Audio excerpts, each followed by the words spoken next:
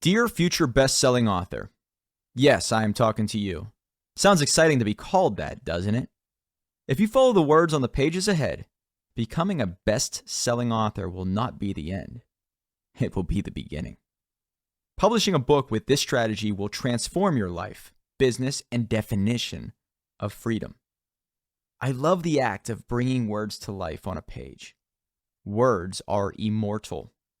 The printed word will always outlive the digital word, especially since we've seen how corrupt many of the tech giants have become over the past few years. Writing a book is simply expressing internalized speech. You get to show the world who you really are inside. Very few other experiences compare. However, effective writing is not about showing people your ideas. It's about changing other people's ideas. It's about moving the needle in other people's lives. It's about helping other people transform. That's what this book will do for you.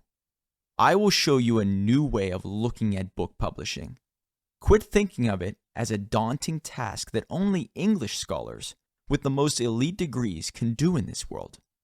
Stop worrying that you need to be given permission to write a book. Eliminate the negative thoughts that are trying to keep you average. I am the perfect example of why none of that matters. Seriously, I could barely read and write when I graduated from college. The negativity I received prior to the first book launch was shocking. I heard every awful comment and self-destructive internal voice that you could imagine. All of it seemed to get louder and louder as the book became real. None of that stopped me. Now I have written, helped write, created, and published 100 times more books than every single one of my teachers combined. How is that possible? Because I look at books differently than them. To me, a book is a weapon. It's a shortcut to clarity. It's a chess piece. It's a gateway to unlimited revenue streams. And it's a doorway to a whole new life. This is exactly how you will look at it too. Before we proceed, I want to make sure you know the rules. Because as Winston says in the movie John Wick, without rules, we live with the animals. The first rule is simple. We will not be going over all the nonsense they teach you in school. I am referring to grammar, punctuation, sentence structure, ISBN implementation, Library of Congress numbers, phonics, is that even a thing anymore? And all the other time-consuming activities that can be outsourced in a matter of minutes. This book is for entrepreneurs who want to make real money and obtain true freedom. For that to happen, it's crucial to understand that your time, skill sets, and energy is finite. When you understand where to spend your time and what not to worry about, then you can be dangerous in the business world. That is precisely why we won't be going over how to get your book sold in every bookstore or how to pitch your book to one of the New York publishers. Thanks to people like Jeff Bezos and other incredible software developers that allow you to get attention without any gatekeepers, you don't need to kiss any ring to play in the sport of book creation. Selling a book for a profit is a noble cause. But imagine impacting way more people and making 1,000 times more money by simply giving it away. Doesn't that sound better? Look at what is happening in the world. The game has changed, and so has the technology. That is why you must adjust accordingly. If you don't, you're going to lose to us who do. This leads me to the second rule. I want you to win. After working with many multimillionaires, I have realized the happiest and most successful ones find the most joy when they help others win. Jim Rohn once said, "Whoever renders service to the many puts himself in line for greatness. Great wealth, great return, great satisfaction, a great reputation, and great joy." So, maybe even for selfish reasons, I want you to use the strategies within this book to create an unbelievable life. Please apply and share them with others. Create massive abundance in your life and in everyone around you. That's it. Not a hard rule to follow. Deal? Remember, for this book to be effective, it must help you transform your finances, business, and future. For that to happen, you need to start looking at your past as dollar signs.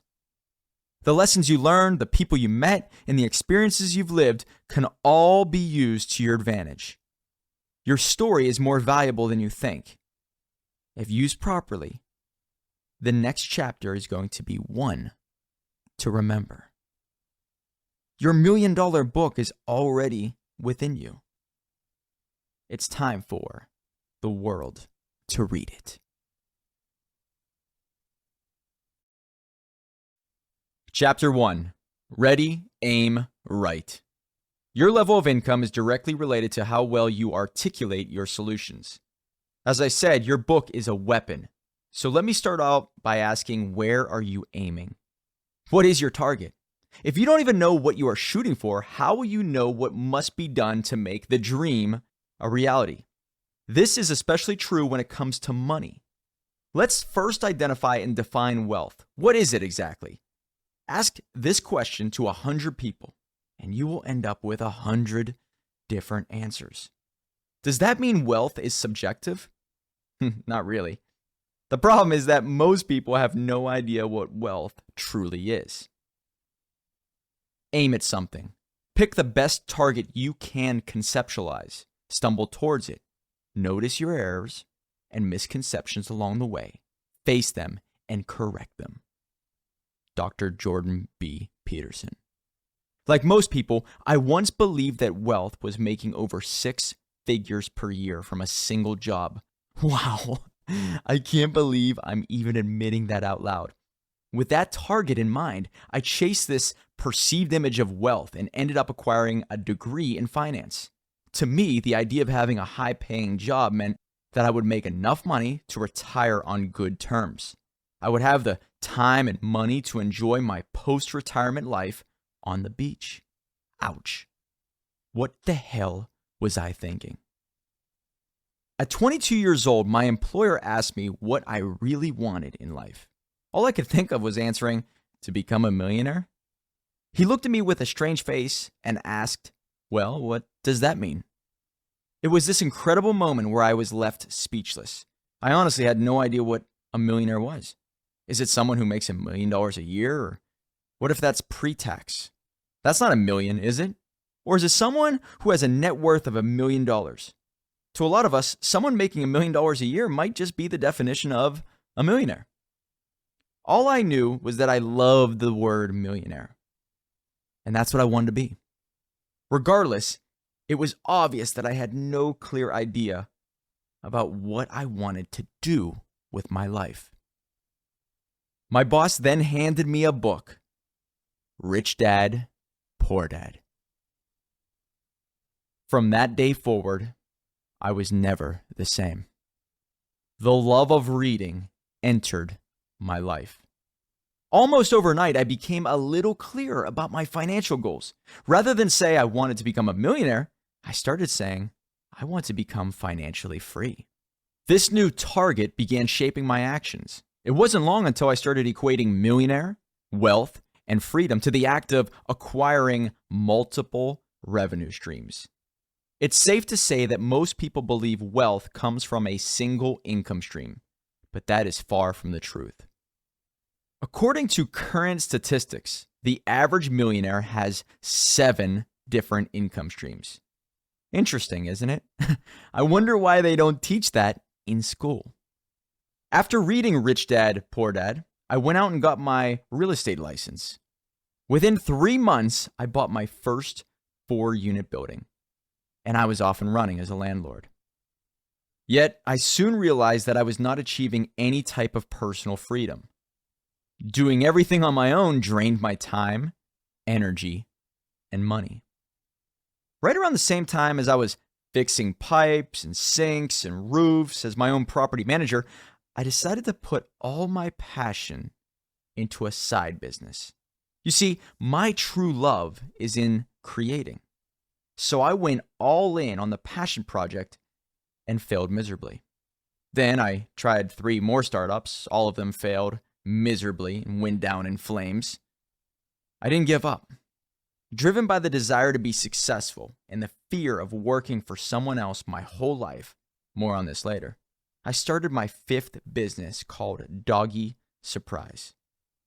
It was a direct-to-home dog product service, and it worked. My beagle was the adorable mascot. Ladies loved him. I curiously started to analyze why the other 4 businesses failed, but Doggy Surprise succeeded. This is what led to crafting my first book that outlined everything I did right and wrong in the first 6 years of entrepreneurship. In 2015, I sat down and wrote Dreamstarter, the startup business guide for the die-hard entrepreneur. Little did I know this would change the course of my life forever. After a quick conversation with an author from my hometown, a man named Rob Oliver, he mapped out how to become a bestseller on Amazon. So in the early days of 2016, I planned everything out, made all the calls, and officially became a bestseller on Amazon. The moment it hit number 1, I felt a shift in my identity. The book opened doors, created opportunities, and added a new dimension to my life. I started getting invited to speak at schools that previously ignored my emails. It gave me credibility and attracted the kind of attention I could have only dreamed of 1 year prior. It wasn't smooth sailing by any means, but I had something that most didn't: a best-selling book. Others had a hatchet. I had a chainsaw, which meant I could finally cut through the noise easier than ever. Becoming the magician. There I was at 30 years old with best-selling author next to my name. Still, I didn't have a scalable business to lean on. It wasn't until I went to a writer's workshop that I learned about an industry that I had no clue even existed. One of the instructors mentioned the word ghostwriting. In a curious manner, I asked, "What is ghostwriting?" He explained, it's when someone does all the heavy lifting in the writing process of a book, but nobody knows about it. He also added, just about every commercially successful nonfiction book you have ever read was ghostwritten. Wait, you mean some of the books that changed my life, like Rich Dad, Poor Dad, wasn't written by Robert Kiyosaki? Or Art of the Deal wasn't written by Donald Trump? Of course not. That's when it hit me. The wealthy understand the difference between revenue-producing activities and non-revenue-producing activities. The marketing and sales are revenue-producing. The actual writing of the book is not a revenue-producing activity. Wow. Total game changer for me. Think about it. Robert Kiyosaki spends his time building businesses and brands and running his team. He is a born marketer, serious business owner, and true millionaire. If he were to write his own book, he would have spent hours away from his revenue-producing activities. He would have missed out on all the other opportunities taking place all around him. Robert knows where to spend his time. That's why he hired a writer, Sharon Lechter, who brought all of that world-changing content to life on the page. Intriguing, isn't it? It's like all of a sudden the entire idea of writing a book just became a lot easier. Well, as I was sitting in that workshop, I thought to myself how amazing it would be to bring the ghostwriting process to the everyday entrepreneur. That way, business owners could focus on their revenue streams, and my company could focus on bringing their story to life in a book. I immediately thought, if I could make it cost effective, then it would be a winner for sure. After some quick research, I was able to find out the average ghostwriter charged $45,000 to $100,000 and took 9 to 12 months. I thought that dollar amount and time were too much for the average entrepreneur. But if I could speed up the process and save time, then I can save them money. Once I thought about it for a few weeks, I came up with a system where we could get everything done in 30 days at a fraction of the cost. I would interview entrepreneurs based on a series of predetermined questions in a short window of 4 hours or less, and have a team of trained writers ready to write immediately after the interviews were finished. The writers would be specialized in nonfiction and business personal development, with the goal of connecting a lesson and a story in 15 different chapters. We would shoot for a minimum of 120 pages, 20,000 words, and a 90-minute read. Well, I launched Dream Starters Publishing in 2016. Fast forward to today, and we have published hundreds and hundreds of books for entrepreneurs all over the world. It's been an incredible ride so far, allowing me to meet billionaires, share stages with heroes, and travel all around the country. It all happened because I wrote a book. The best part is the fact that many of my greatest teachers are my clients. They helped me understand many of the things that I was doing wrong in business, particularly how I valued my time. It was one of the major roadblocks keeping me from my target. Fortunately, they fixed my mindset. Now I want to fix yours. The most important takeaway I hope you get from this chapter is simply how paramount it is to think like the wealthy. Before you proceed to the next chapters, you must understand how work ethic doesn't always equate to financial freedom. In the book Magician vs. Mule, Mark Evans, DM, outlines this exact mentality.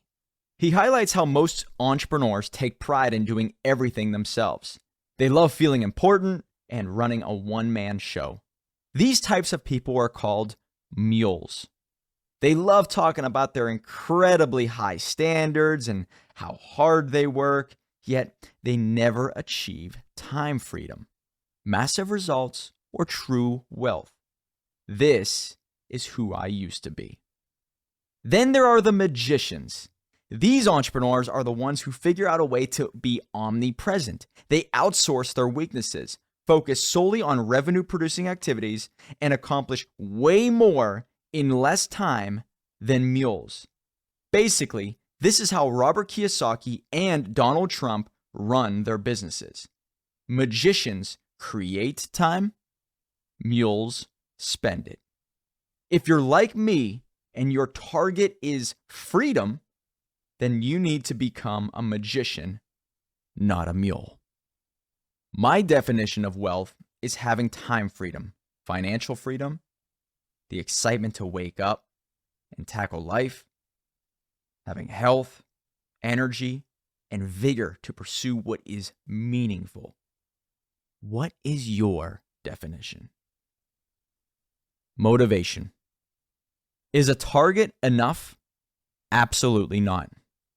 You need one more crucial piece added to your life. It's called motivation. Your $1 million book will never be realized unless you have the correct amount of motivation.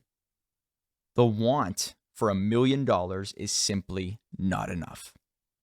This is perfectly illustrated via an experiment I learned in Jordan Peterson's 12 Rules for Life. Humans and rats have a lot in common when it comes to brain wave activity. Research performed on lab rats gives a major glimpse into the psyche of the average human brain. In one study, rats were starved of food. Then, they put them in a maze with a piece of cheese and timed their ability to complete the task of getting to the end and receiving the cheese. In another group, they did the exact same thing, but added one extra variable: the scent of a cat. Turns out rats are deathly afraid of cats, even if they have never met a cat in their life. The results were undeniable. Group 2 won easily. Rats who had the motivation of food pulling them and the fear of the cats pushing them traveled through the maze much faster than the first group. It represented the best way to motivate a rat and a person is by combining wants and fears. That is why you need a daily reminder of wanting to make money, obtain freedom, combined with the fear of something that you don't want to happen. Are you afraid of regret? Are you afraid of not finishing your book? Are you afraid of not leaving your corporate job? Are you afraid of struggling your whole life? Good. Use those fears to push you further and faster than anyone else. Start to use your fears, and you will accomplish more in less time. Cece and the Radish. Is motivation limited? Yes. That is why you must understand what is happening in your brain when you feel motivated and when you don't. It all comes back to a chemical in your brain known as dopamine. Dopamine performs its tasks before we obtain rewards, meaning that its real job is to encourage us to act, either to achieve something good or to avoid something bad. It's the motivation neurotransmitter.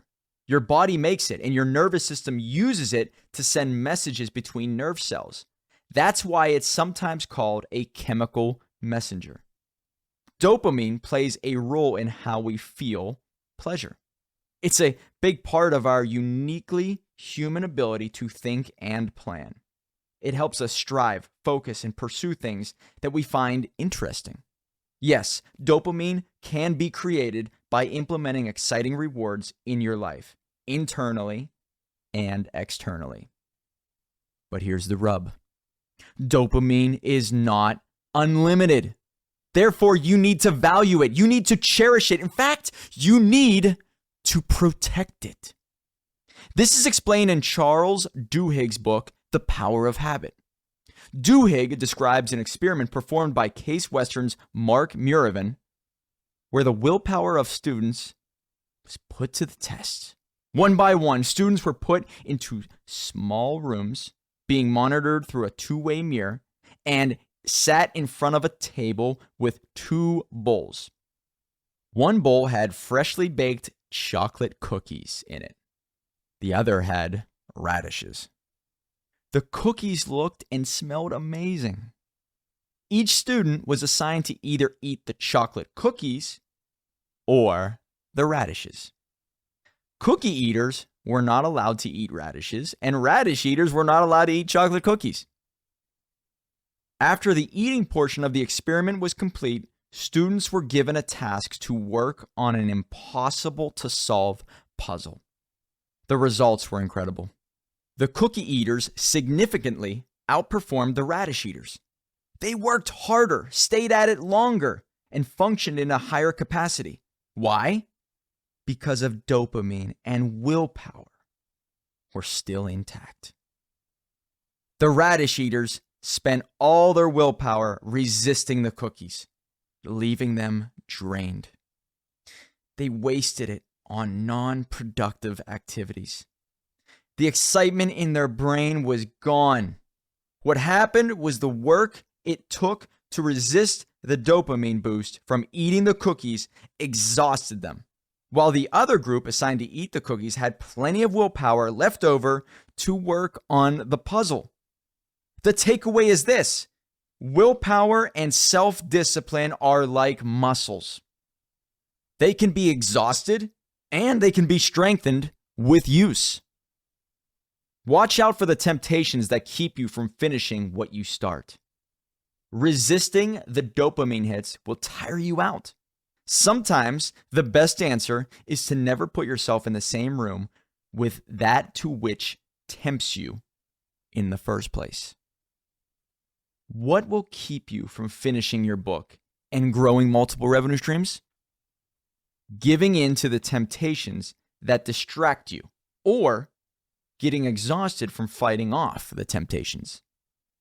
What you do with the book will be the ultimate dopamine hit. It will increase your ability to articulate your solutions and exponentially affect your income.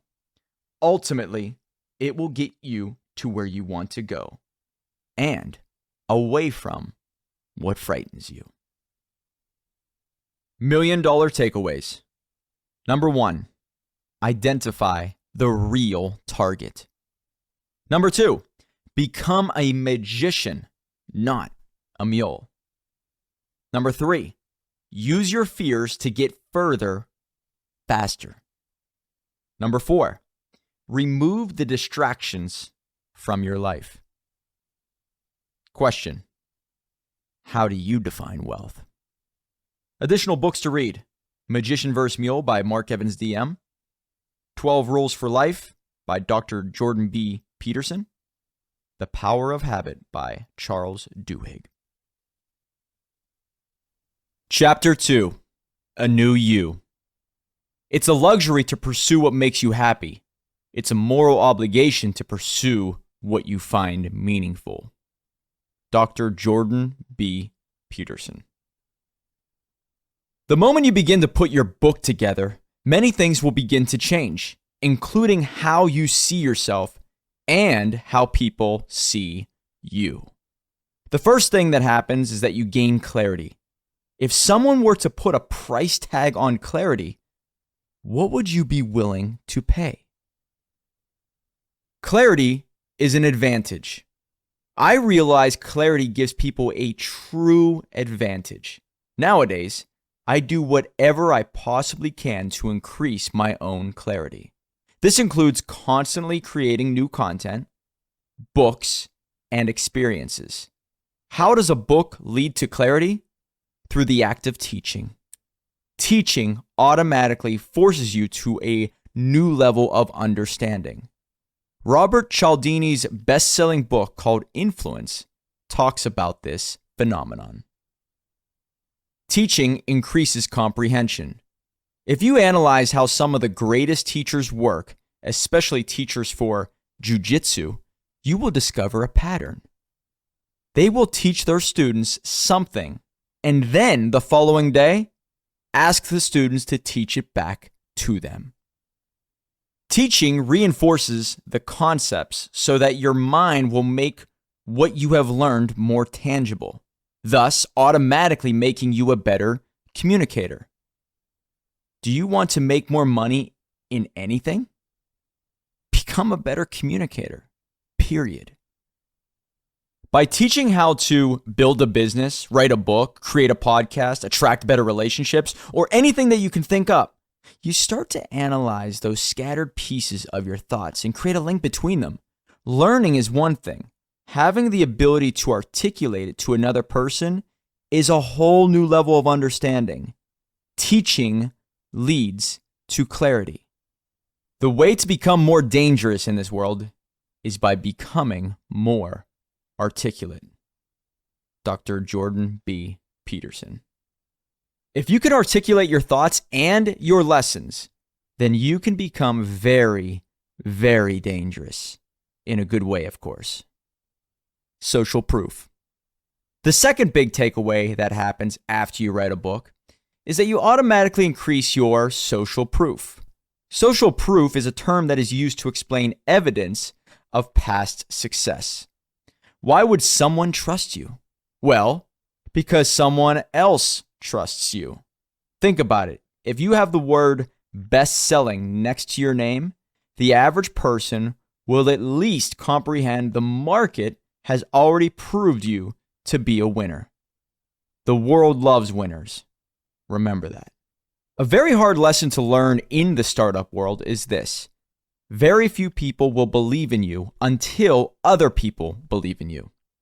You can apply this lesson to almost any aspect of life. Look at dating. Guys who are seen dating attractive women will have an easier time dating other attractive women. The market has already signed off on the man. Well, that's how it looks on the outside. Perception is reality, whether you like it or not. Being an author represents commitment, accomplishment, and expertise. But the word best-selling represents market-tested, commercially successful, and proven to be a winner. This positions you as an authority in your space almost immediately. I mean, come on, the root word for authority is author. Wealth is attracted to those with authority. Credibility.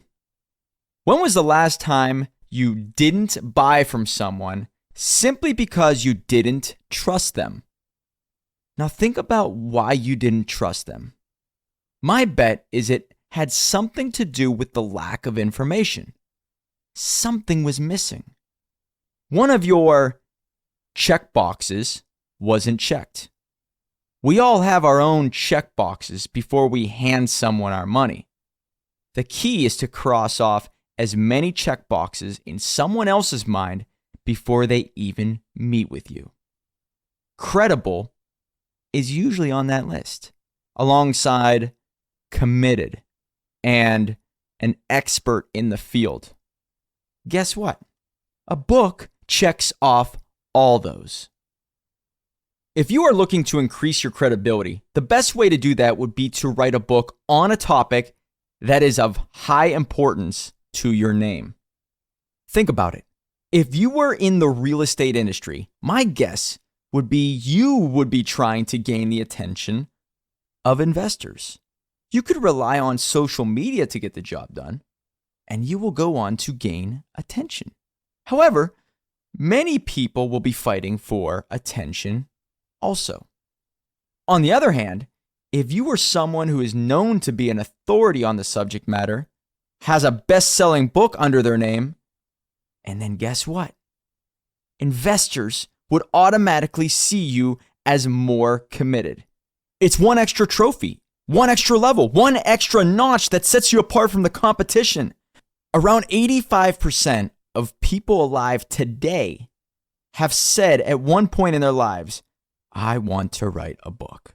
That's a massive number, considering that this planet is home to over 7 billion souls. It is even more surprising to know that only 3%, actually less than 3%, actually end up finishing the writing of a book. Just 3%. So why don't more people publish books? Great question. The answer is simple. They usually don't know what to write about for a minimum of 120 pages. Lack of clarity freezes people dead in their tracks. However, if you already have a business, then this part should be easy for you. Write an outline that you would give yourself 5 years prior with everything you have learned since starting a business. Your past is your mentor. This means it could be someone else's mentor also. Here's the kicker. Starting is one thing. Finishing is a different ballgame.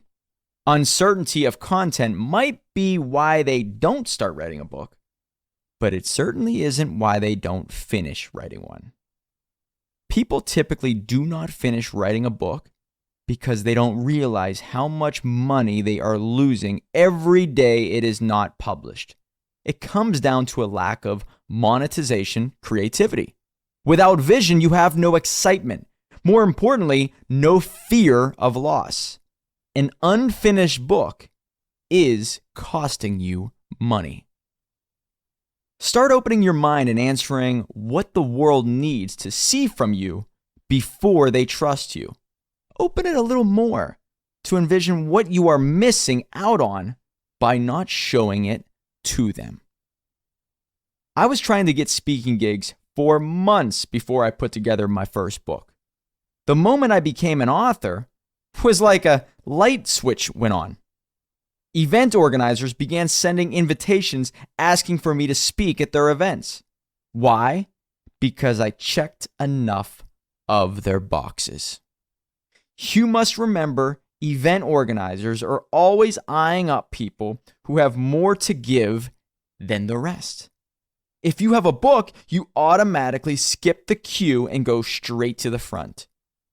To the organizers, you will be someone worthy of their attendees' time.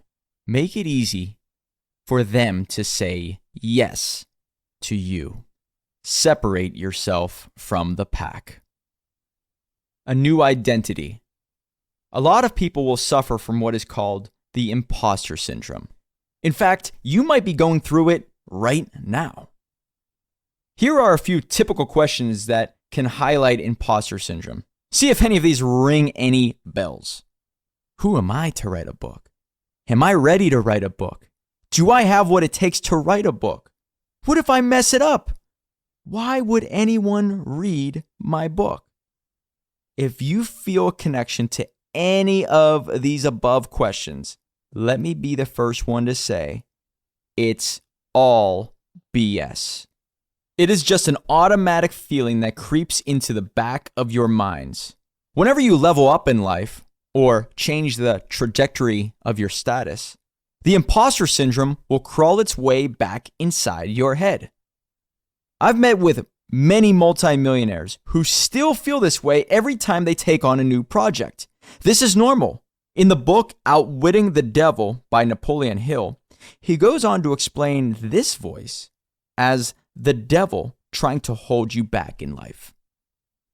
Anytime you become more, there will be a voice shouting, "Who do you think you are? This isn't you." That's the devil's voice trying to keep you stuck. Do not listen to him. As you level up in life, you are going to expand your comfort zone. You end up creating a completely new identity. Every new identity feels weird at first. I am an entrepreneur. I am an author and a six-figure entrepreneur. I am a best-selling author and a millionaire.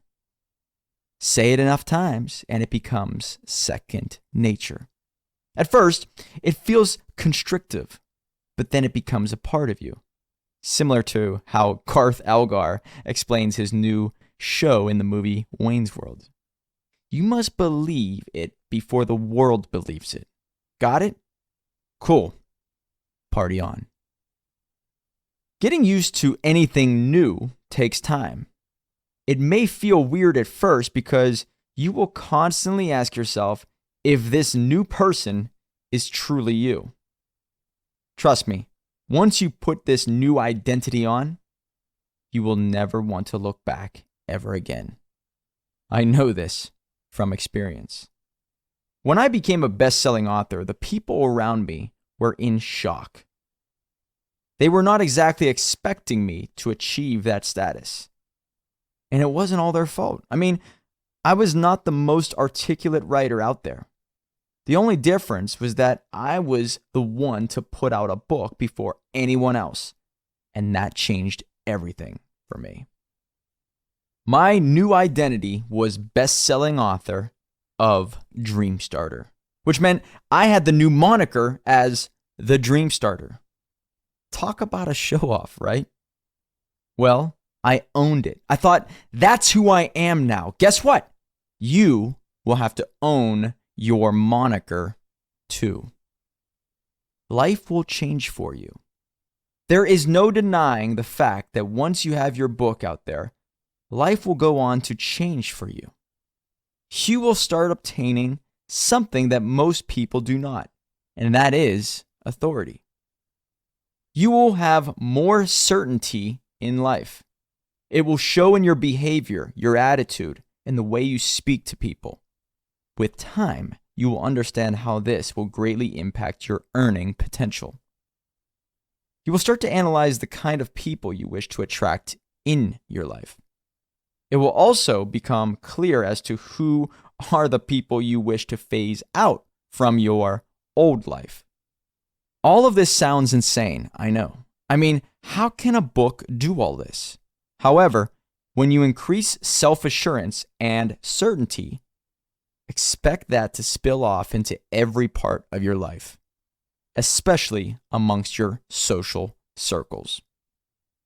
The book will also provide you with a sense of relief. Finally, you have a competitive advantage. Ultimately, it will lead to options. Options are what grant you freedom.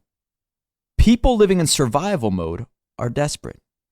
Desperate people are short-sighted and always looking for immediate gratification. They can't see the entire game because they are focused on one way to make money. Desperate people only seem to push away exactly what they want. Ask any girl. It's the biggest turnoff. Stop playing the game of business with desperation in your eyes. When you are relieved from all of that, you start seeing possibilities.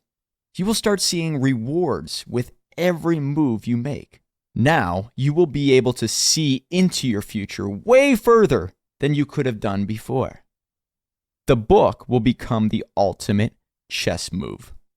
No longer will you be bound to, if this book doesn't sell, I'm done, because you will be able to see the bigger picture.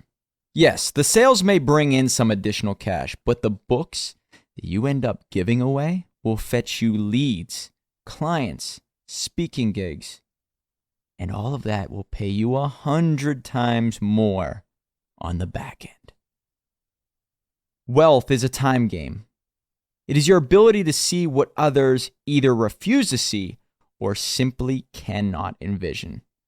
You will be playing a completely different game, and you will be getting far better results. Of course, this may not be right away, but I assure you, it's going to happen. Attention. It is human nature that we tend to look up to those who are successful and try to win favors or some kind of alliance with them. Since you stepped out and did something extraordinary, people will start looking up to you. How do I know? It's human nature. Courage is attractive. What's even better is that you will go on to attract people who are as committed as you are. You will find your tribe. Committed people want to be around other committed people. Winners run with winners. Introspection. When you start putting together a book, you will soon realize whether or not your life is worth reading about or not.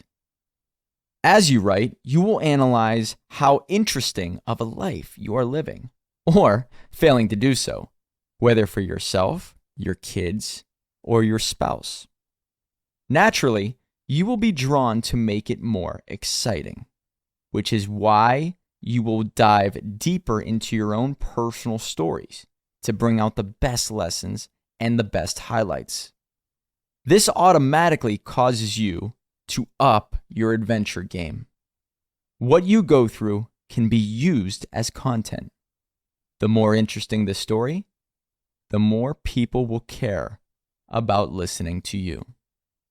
Everything starts to become more interesting because with each new blog, chapter, or book, you end up creating momentum. This is why you should never limit yourself to, I will only write one book for the rest of my life. Your book, whether first or fifth, will serve as a glimpse into the person you are at that given moment. With each book that you write, you aim to become better, to be more accomplished, and to have more stories and nuggets to share with the world. Document the journey. The growth is exciting to see. Legacy. This book is your legacy. This will be read by future generations. Imagine if your ancestors wrote a book. If your great-grandfather wrote a book, you would be able to go through the book and understand what they were going through, what they were thinking, and how they managed to cope with challenges. It would allow you to learn from their errors and pick up bits of information that would allow you to improve as a person, as an entrepreneur, and as a family member. In a similar fashion, your book is your legacy that you will leave behind for your associates, family members, and grandchildren to read from. It will serve them as an opportunity to know the kind of person you were in that given time frame. And they will be able to learn more about how you solved problems or helped others overcome challenges in life. I once worked with a man named Papa Joe Aviance, author of Balancing the Scales. He published his book 2 years before he tragically passed away from cancer.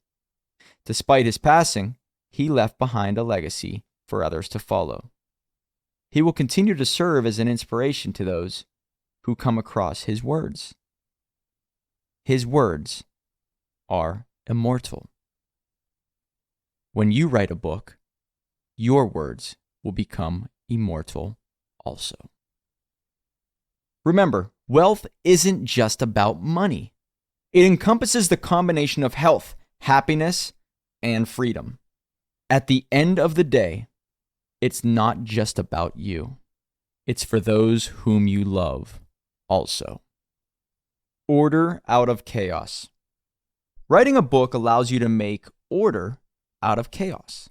It is often said that you can only connect the dots of your life by looking back in time. Well, this is what they mean. A book gives you ample reason to see how it all fits together like one giant puzzle. To see the forks in the road, the decisions that you made, and where it all went right or wrong. Helps you remember. It is often said, we do not have the ability to remember simply to relive old memories. We have the ability to remember to keep us safe in the future. Those who can make order out of chaos will choose their future paths wisely. Curiosity. The more books I write, the more curious I become on aspects of life that previously seemed mundane. Curiosity led to opening up parts of my brain that were completely asleep. It led to more questions. It made me want to understand how the world really operates. History, politics, and philosophy became very interesting to me. All of this was used to become a better writer, listener, leader, and person.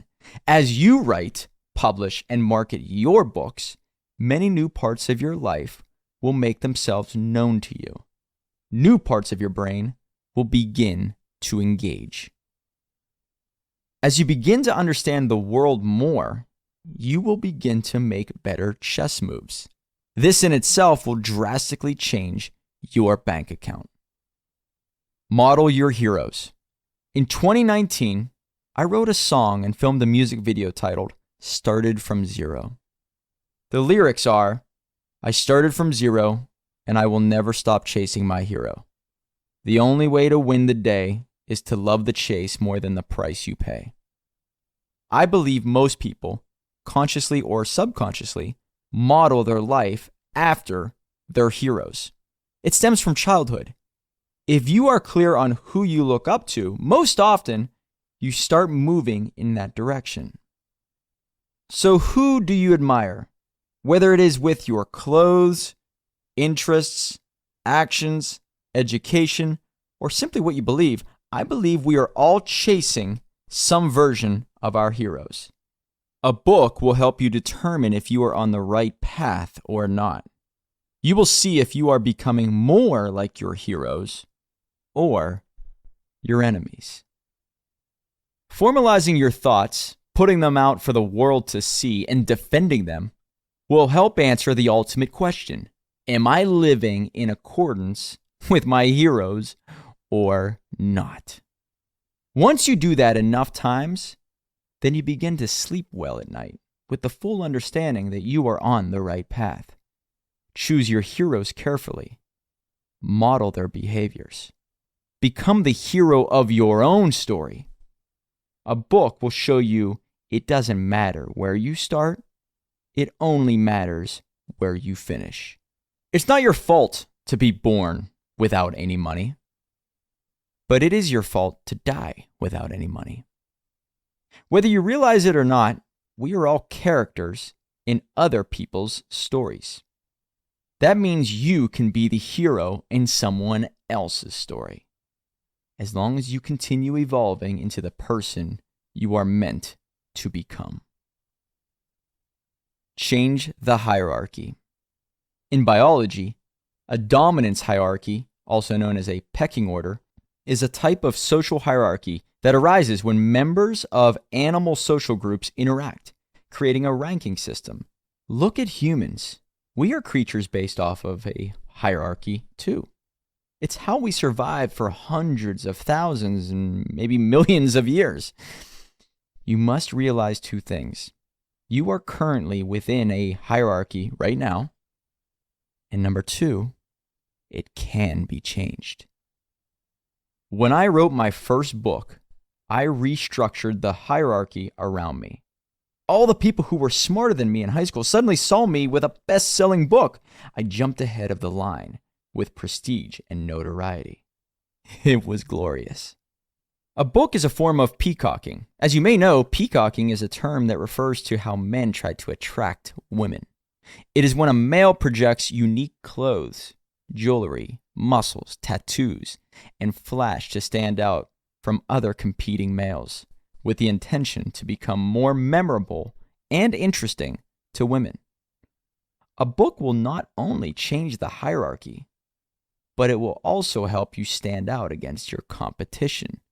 Start peacocking and change the pecking order once and for all. $1 million takeaways. Number 1, your moniker matters in the wealth game. Number 2, what are some words that you want associated with the new you? Number 3, identify ways to change the hierarchy around you. Question, what is your moniker? Question number 2, what checkboxes are you lacking right now? Recommended books to read: Outwitting the Devil by Napoleon Hill, Influence by Robert Cialdini. Chapter 3. It's an asset. An asset is something that puts money in your pocket, and a liability is something that takes money out of your pocket. Robert Kiyosaki. Ask any of my clients, and they will tell you how I always ask them this very question before we begin. Once you're done with the book and you have it in your hands, how do you see yourself using it? Paint me that picture. This is more than just a question. What I am seeking here is to gain absolute clarity over why the client wishes to write a book in the first place and what they intend to do with it when they are done. Everything boils down to how you use your book. There is very little point in writing one if you don't intend on using it to transform lives. I do believe the success of a book is 80% marketing and 20% content.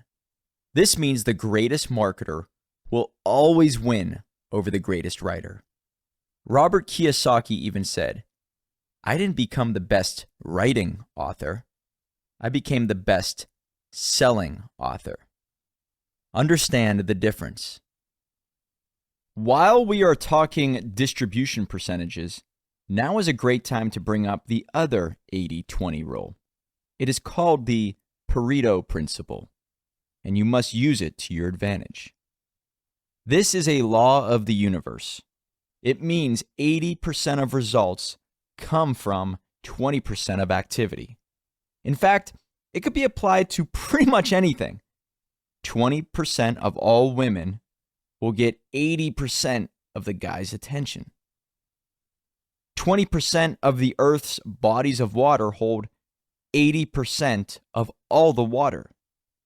And 80% of the world's wealth is held by 20% of the people. I can go on and on. Many Bible readers even call it the Matthew principle, which states, to those who have everything, more will be given. To those who have nothing, everything will be taken. The main premise is this: most of everything will fail to hit the target. That is why fortune favors the active. The more you do, the likelihood of winning will go up. The less you do, the likelihood of winning goes down. For you, this means that most ideas will fail. Shortly put, everything is a numbers game. Use this to your advantage. Rather than create one revenue stream with book sales, for instance, look at your book as a gateway to multiple revenue streams. Not only is this smart, but I also believe it's imperative to obtain real results. Inflation will continue to skyrocket, so you need a way to fight back and win. You can do this with multiple revenue streams. Most of your money will come from a few smart moves on the back end of your book. The 80-20 rule is not a negative in life. It can be used to your advantage if you use it properly. My first 4 businesses were major failures. The 5th one succeeded, and we broke even. The 6th one made 100 times more money than all of the other money I lost in the first 4 businesses. You see, most ideas will fail, but that doesn't mean you should not try. It means you need to keep shooting.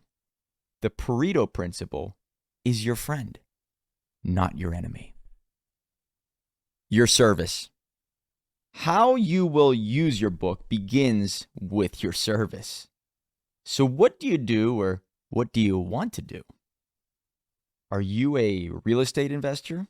Maybe you are a professional who's looking to take the next step. You could be a digital marketing expert, offering services like Google Ads, PPC, SEO services, and so on. You could be offering fitness advice, marketing consulting, legal services, real estate knowledge, business opportunities, mindset training, stocks and cryptocurrency tips. The list just goes on and on.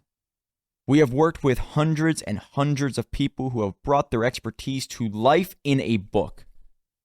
As a result, their books became lead magnets for clients, seminars, webinars, speaking gigs, and even entire businesses. Additional revenue streams overnight. Yet, it was their direct problem-solving services that saw the greatest gains. You should be focused on growing your business.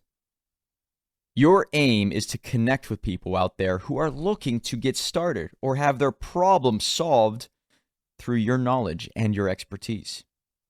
If you are not growing, you are certainly dying. Nothing stays the same, ever. You know the saying, an object in motion stays in motion. An object at rest stays at rest. There is no doubt about it. Business is physics. Your book is a seed. 5 years from now, it will be a forest. Use the time to your advantage. A year forward. How do you see yourself making most of your money a year from now? Are you still working the same 9-to-5 job? Are you still living in the same place you are right now? Are you still earning the same amount you did when you started writing a book? I get it. These are sometimes hard questions to ask yourself. Let's say you wish to become a leader in a specific field. How can you do that? All you have to do is reverse engineer your goal and break it down into smaller milestones. Life doesn't give you what you want. It only gives you more of what you accept. You have to accept that you are a leader in your field. Once you do that, the world around you will respond accordingly. So ask yourself, what does a leader do, read, say, and write? Just do that.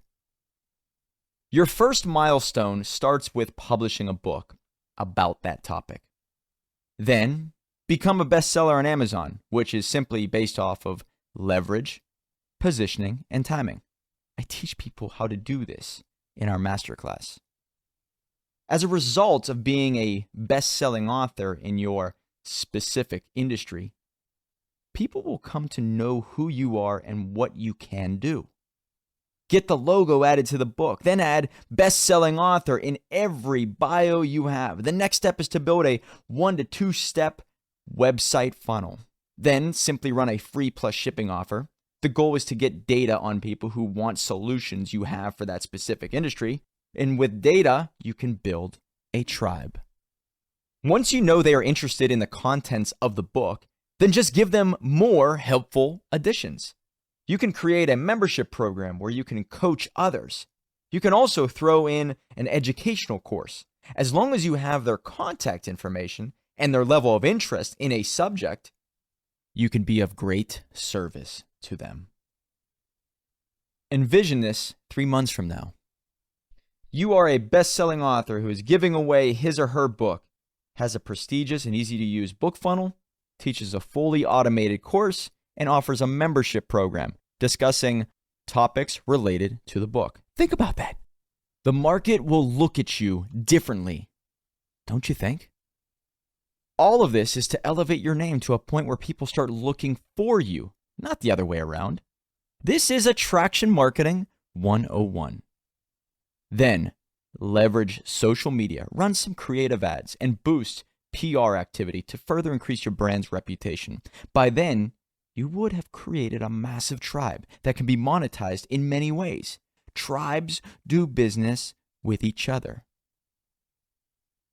If you don't have a business, what do you do? If you do not have a business yet, or are in the process of establishing one, think about what services you can offer the world. By offering your time, you can help people as a coach, a mentor, or a personal trainer. Become a person that is known to help others accomplish a goal.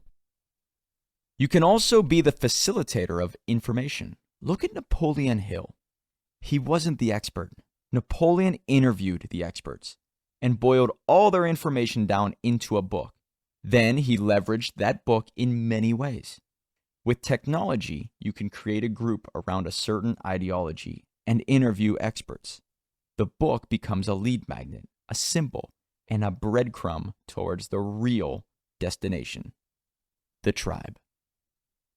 Start a podcast around the book. Create a podcast where you can talk about the same content that is in your book every single day. Need material? Open your book and hit the record button. You can pick a specific section and go. The book promotes the podcast. The podcast promotes the book. Both promote the brand, funnel, and other revenue streams. Leaders usually eat, sleep, and breathe their message. Remember, check off your audience's boxes. Tim Lyons, the author of Built to Grow, finalized his book before launching his podcast. In a recent interview, he explained, "The book gave me a starting point and a roadmap to help make the podcast successful." Use your book as a roadmap. If you can manage to keep your podcast alive for 21 episodes, even if no one is tuning in to listen, you are already ahead of 95% of people involved in the podcasting world. This is because most people are expecting quick returns and do not have the resilience or patience to play the delayed gratification game. Most people quit. You're not a quitter, are you? Don't look for ratings. Look to add value. Look to be the expert. Look to be the solution provider. Therefore, your first job is to ensure you put together enough material to go through 21 episodes, and the rest would then be your momentum carrying you forwards. Use your book. The content is already written, so multi-purpose it. Jonathan Rivera, one of the bigger names in the podcast producing world, created the Results Leader book. In that book, he talks about how to create a successful podcast. Elevate your name and get incredible guests on to interview them so others can listen to them, not just you. Jonathan further explains how this would allow you to gain more trust with the audience and the people as you continue to interact with high-profile clients on the show. This would instill a sense of authority and would cement a person's place in the world as a respected and highly in-demand person. That is what he called the power of proximity. With more authority comes more money. Invite great guests onto the show. Get to know them and build your network. It's a win-win-win for you, your guests, and your audience. Solution providers are often surrounded by other solution providers. Lead with service. Think about the checkboxes. Never worry about ratings, at least not in the beginning. Courses. Do you want to duplicate yourself? Easy. Turn all of the chapters from your book into a course and record yourself speaking about them. Add extra bonus material if you so choose. That way, people will buy the book for a low cost. If they trust you enough, they will want to upgrade the package to a course. And if you save them time, that's the value add. Speed and convenience matter. Better yet, most people, including myself, are always willing to spend money to save time. Book, podcast, course. You are starting to look like a pro. Save your market time. All you need is an easy way to manage the membership software and funnel. I use Go High Level. It's basically a membership, course, CRM, and outbound marketing software all in one. Now, I offer it to all of our clients. Speaking gigs. Imagine getting on stage without any notes. What could you talk about for an hour or so without running out of ideas? Whatever that may be, that is probably where you begin your journey when it comes to the creation of your book. Writing a book leads to speaking on stage. Speaking on stage leads to influence. Influence leads to wealth. If people can sense your love of the message, they will believe in you. That is why you must envision that moment right now. In his book, $100 Million Offers, Alex Hormozi talks about how you need to create an offer that is so wild and impressive that others would have to be insane to say no to it. When you speak on stage, think about that offer. Think about what you could say to the crowd in a 10 to 15 minute speech that transforms them. I say 10 minutes because of the science behind that mark. Biologist John Medina explained in a TED Talk what happens to the brain around the 10-minute mark in a speech. They discovered the average brain begins to tune out. This suggests the brain needs to be re-engaged to extend its focus. Think about what automatically comes to your tongue if someone gave you the microphone. If you don't love speaking about it, many people will not love listening to it. How you speak will directly impact how much you sell. Your offer is the audience's solution. Make it memorable. The book will get you speaking gigs. Speaking gigs will get your book the attention it needs. This will turn into leads, which will turn into sales. Not to mention, you can multi-purpose speaking gigs forever via video clips on social media and press releases. Think about it in this way. You can create a 10-step program where your book would serve as the first step. There are a million different permutations to this, and it all comes down to how you perceive yourself earning money a year into the future. Every new step is another level of trust. As a writer and a speaker, you need to make it easy on the readers.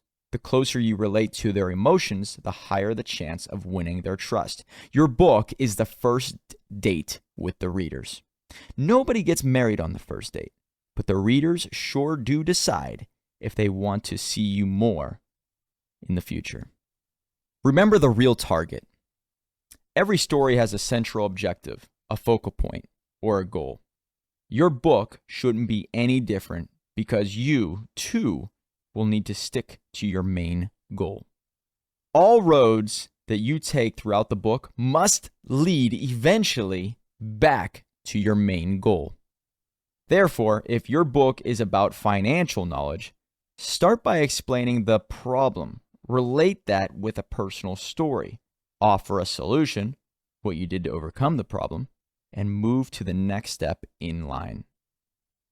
One of my recent books is called The Inner Circle. I wrote the book to outline what my group is all about. The Inner Circle is an entity of patriotic entrepreneurs who help each other succeed in many ways. The idea of the tribe came first, then the book. The book leads people to the group. Reverse engineer your target. You see, to have a group where like-minded people come together will save time. The possibilities are endless when you are surrounded by those who want to win as much as you do and share similar beliefs about life. Start looking at your book as the outline for your tribe. The worst thing is not knowing what you will do when the book is done. When that happens, your book becomes a liability. By then, you would have invested so much time, resources, and energy to create a book. And if you have no idea how you're going to use it, all of that would have gone in vain. This is why it is imperative that you must be absolutely clear on how you will use your story, what you want to be known for, how you will go on to help other people, what are your eventual goals, and where the book fits in and according to your overall strategy. If you aren't clear about it yet, I encourage you to work out a plan. Those who have no plan are planning to fail, especially at business. A great brand is built on a few words.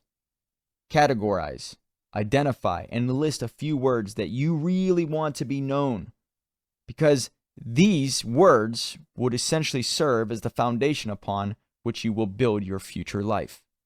All decisions you make from here must align with these words. This book is an asset for life. You want words associated with your name that are assets too. Positive, clear, and powerful words. Start writing them down. Your book should encompass that list. Assets versus liabilities. I started this chapter with an incredible quote from Rich Dad Poor Dad author Robert Kiyosaki, defining an asset. Understanding the difference between an asset and a liability will determine every action from here on out. A book is an asset if you use it properly. It is a liability if you do not. How can that be? I thought a book is a book. This is where people make a mistake. You see, it all depends on the vehicle behind the book. To some people, a car is an asset. To others, it is a liability. To some people, a house is an asset. To others, it is a liability. To some people, a book is an asset. To others, it is a liability. You see, I know people who make lots of money from their cars, and I know people who lose lots of money from their cars. Same thing with houses. What's the difference? Chess. I know people who buy Lamborghinis and sell them for more money a year later. How? Because they understand the game. They understand assets. I bought my dream car, 1969 Mustang in 2020. Many people will label a car a depreciating asset. By Robert Kiyosaki's definition, a depreciating asset that doesn't produce any money directly is a liability. But what if I told you my car made me money? Because it did. You see, I picked up 3 clients in a matter of months, strictly based on our common love of Mustangs. Those clients brought in at least $30,000 to the business when the car cost only $15,000, not to mention all the marketing I get out of it. Pretty wild, right? My Mustang is an asset. I have clients who published their books and sold 100 copies and made $500, which is way less than the cost of using our services. This makes it a liability, right? Well, many of those same clients use the book properly, generate lots of attention, turn those eyeballs into leads, and then convert those leads into $50,000 per year clients. Now, it's an asset for life. Start surrounding your life with assets. Your book is one of those. Treat it that way. $1 million takeaways. envision how you will make most of your money a year from now.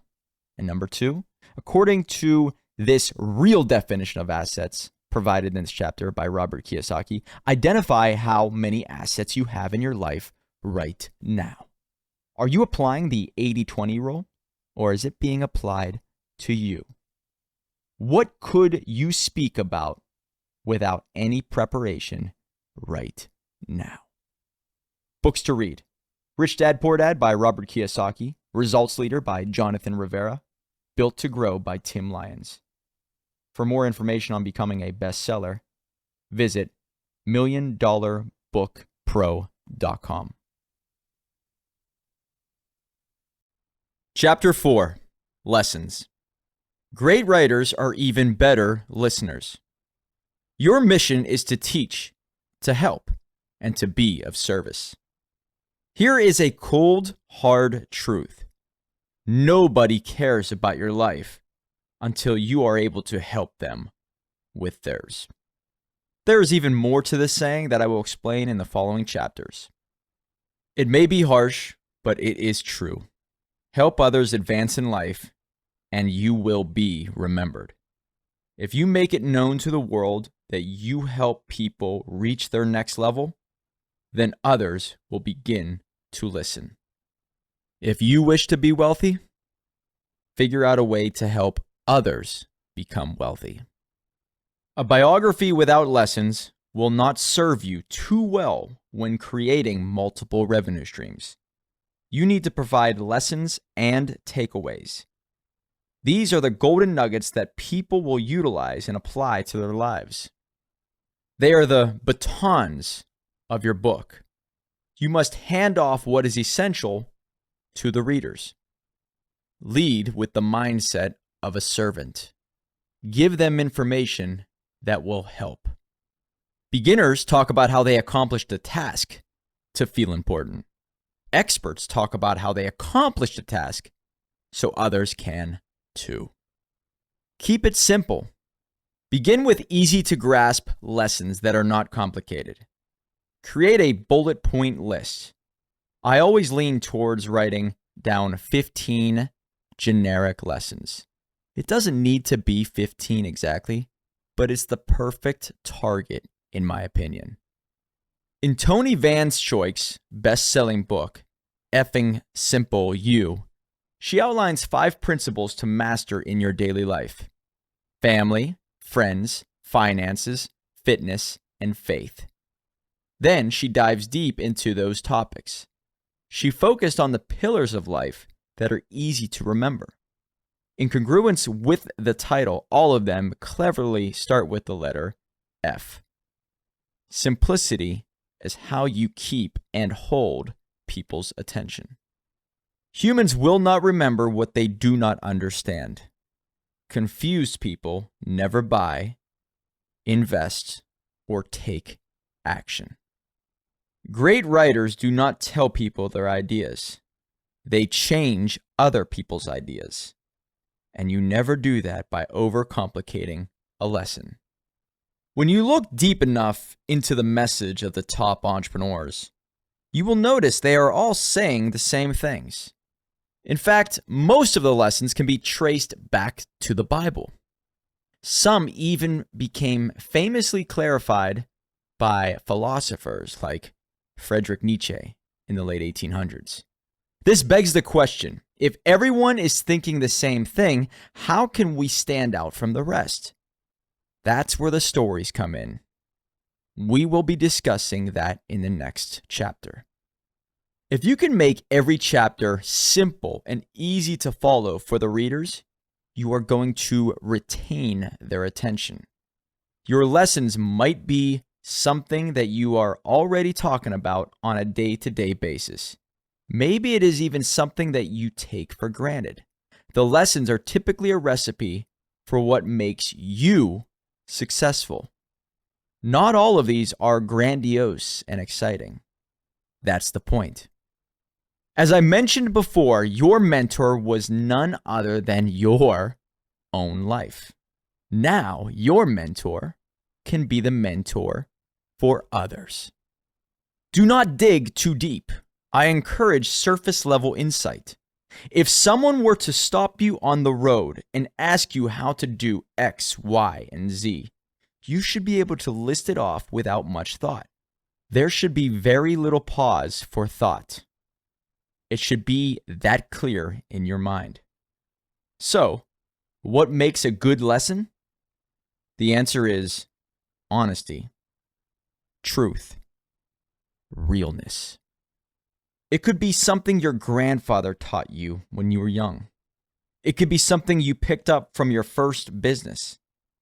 It could be even something that you read in someone else's book. If it moved the needle in your life, it might help the reader do the same. Look to where you failed. That might be the treasure trove of lessons. It is a wise place to start. Failure is our greatest mentor. Humans learn from failure more so than winning because it often leads to a more soul-searching activity. It forces a person to become more resourceful in the next attempt.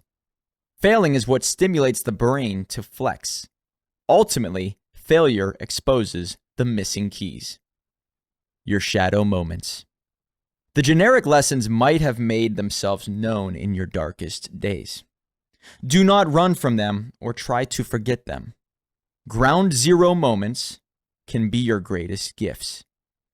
It is believed by many psychologists that men must hit rock bottom to grasp the reality of their truest purpose. Hitting rock bottom shines a light on what is important in your life, what is worth pursuing, and the essentials of what you truly need.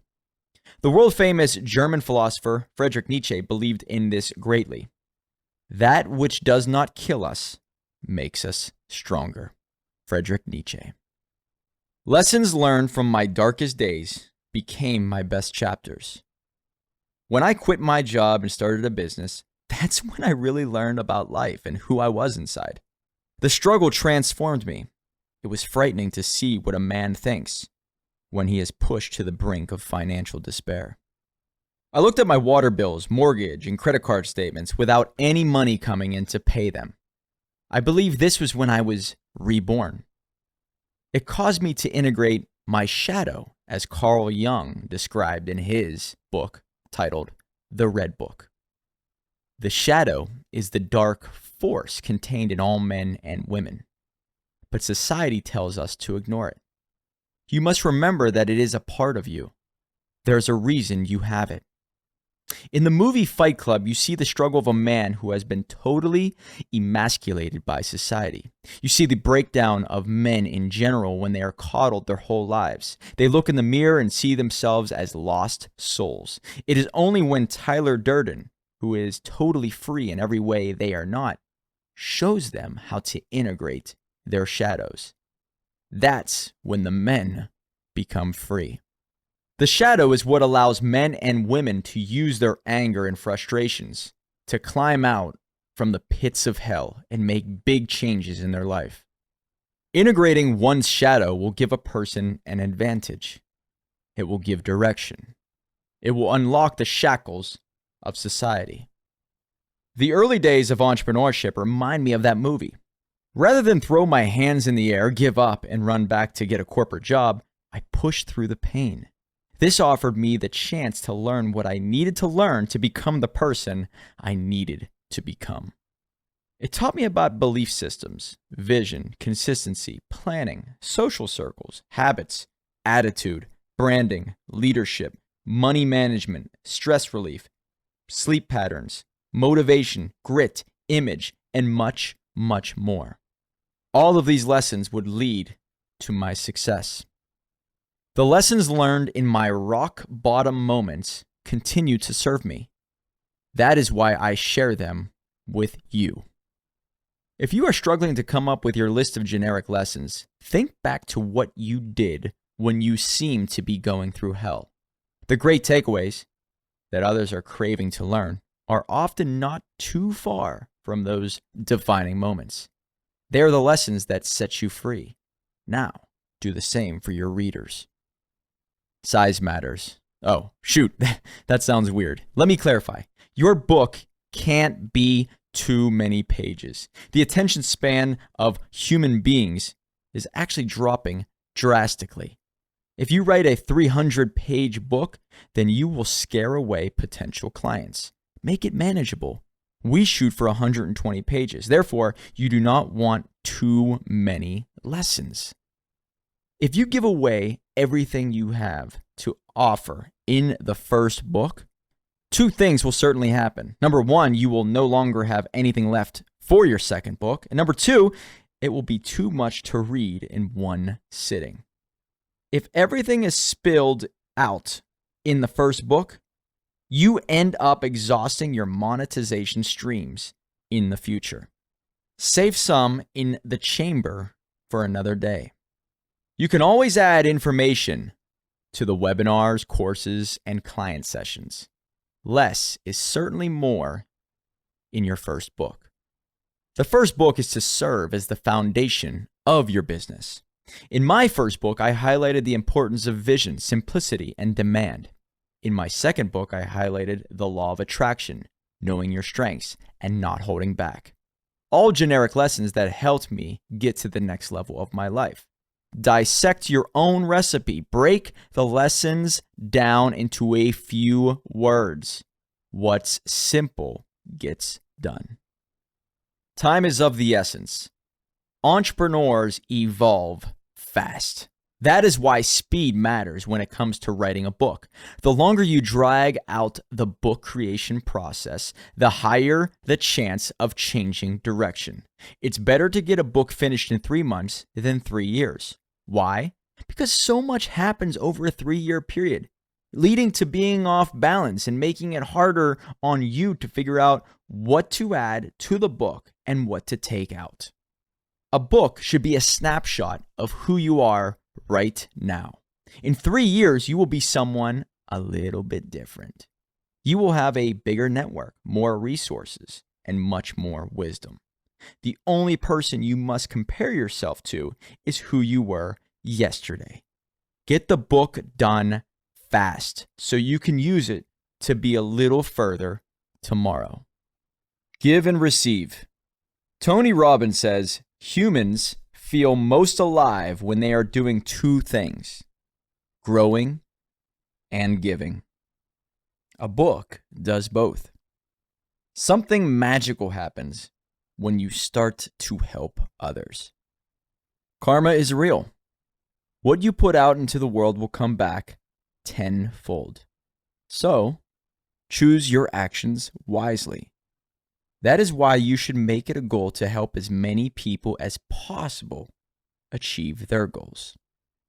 You will not arrive at your desired destination until you help enough people get to their next level. It's a simple game of giving and receiving. If you are valuable to the world will value you. It is exactly what the law of attraction dictates. Like attracts like. If you put out positive vibes into the universe, more positivity will find its way back to you. Similarly, if you help a person out today, you might be helped in some shape or form tomorrow. Maybe not by that same exact person, but by someone. That's how it works. This is often why you see so many entrepreneurs giving away their knowledge and solving problems for the masses. They are of service. When you start looking at your life as a conduit to help others, that's when you start putting yourself in situations to learn on a consistent basis. Therefore, what you learn can be shared, leading to becoming more valuable to others.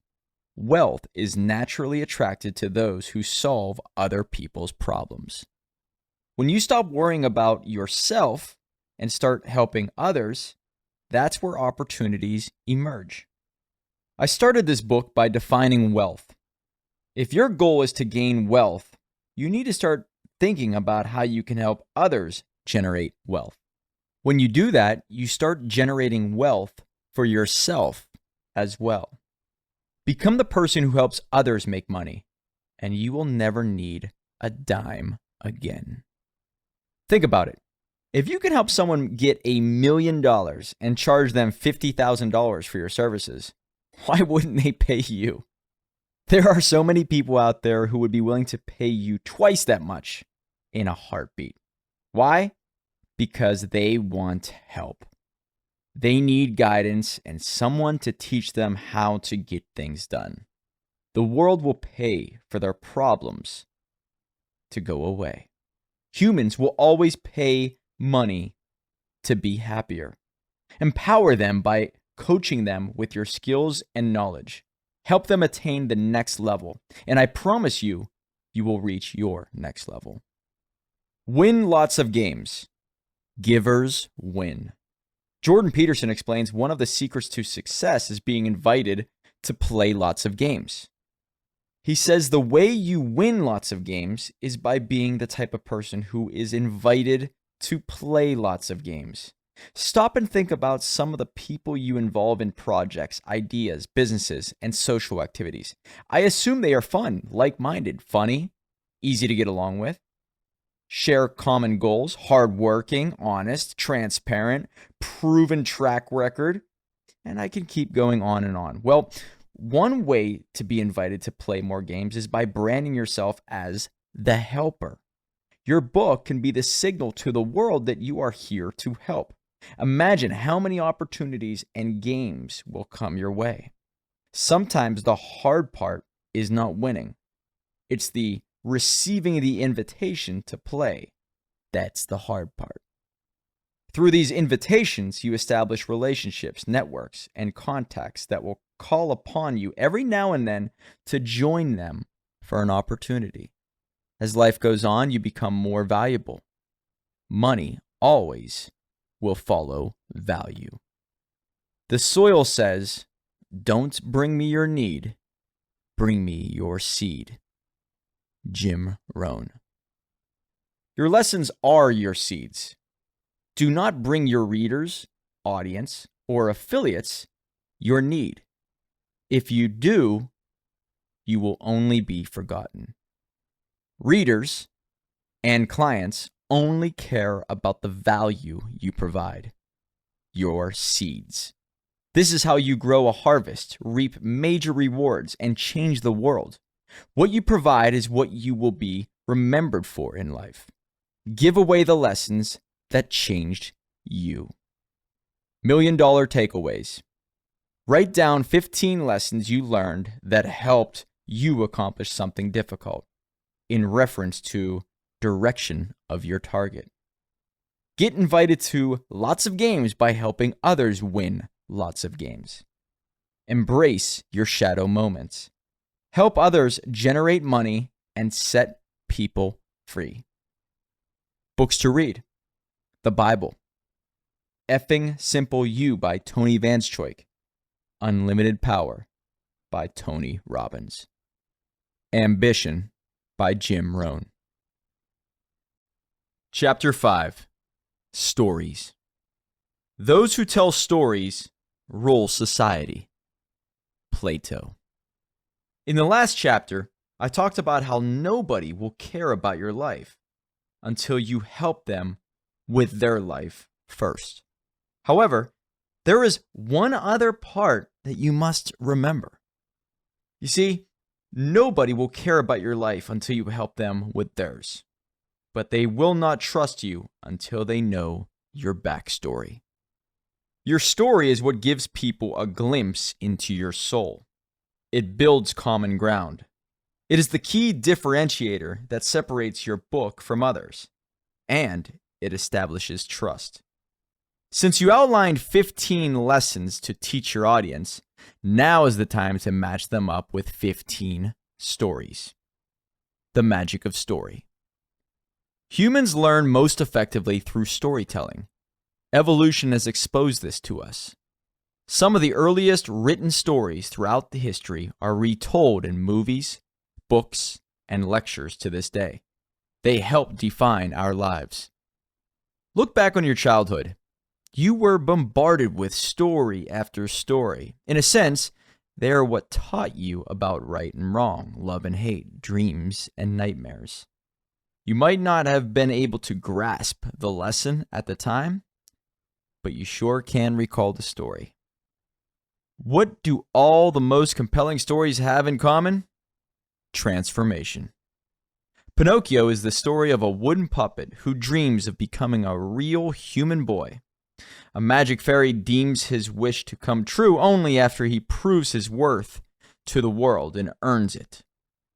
Cleverly, it depicts how a person must value their soul and never take it for granted. The adventure leads to a battle between a puppet and a fire-breathing whale.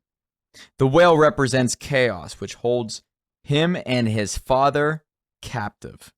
Pinocchio is then faced with the dilemma of saving himself or his father.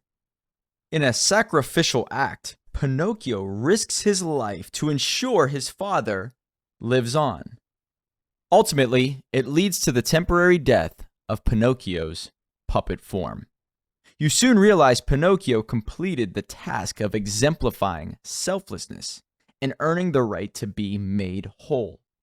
The magic fairy grants his wish and turns him into a real human boy. Finally, his body and soul are made one, and the transformation is complete. As you write your book, highlight the stories that transformed you. Remember, humans are raised on stories. It's how we learn. The hero's journey. Deep down, I believe we are all romantics at heart. The only question is, of what? I think we are all secretly or openly romantic of the hero's journey. Think about the story we have all heard: the hero, dragon, and princess. It's a story humans have been telling each other for potentially hundreds of thousands of years.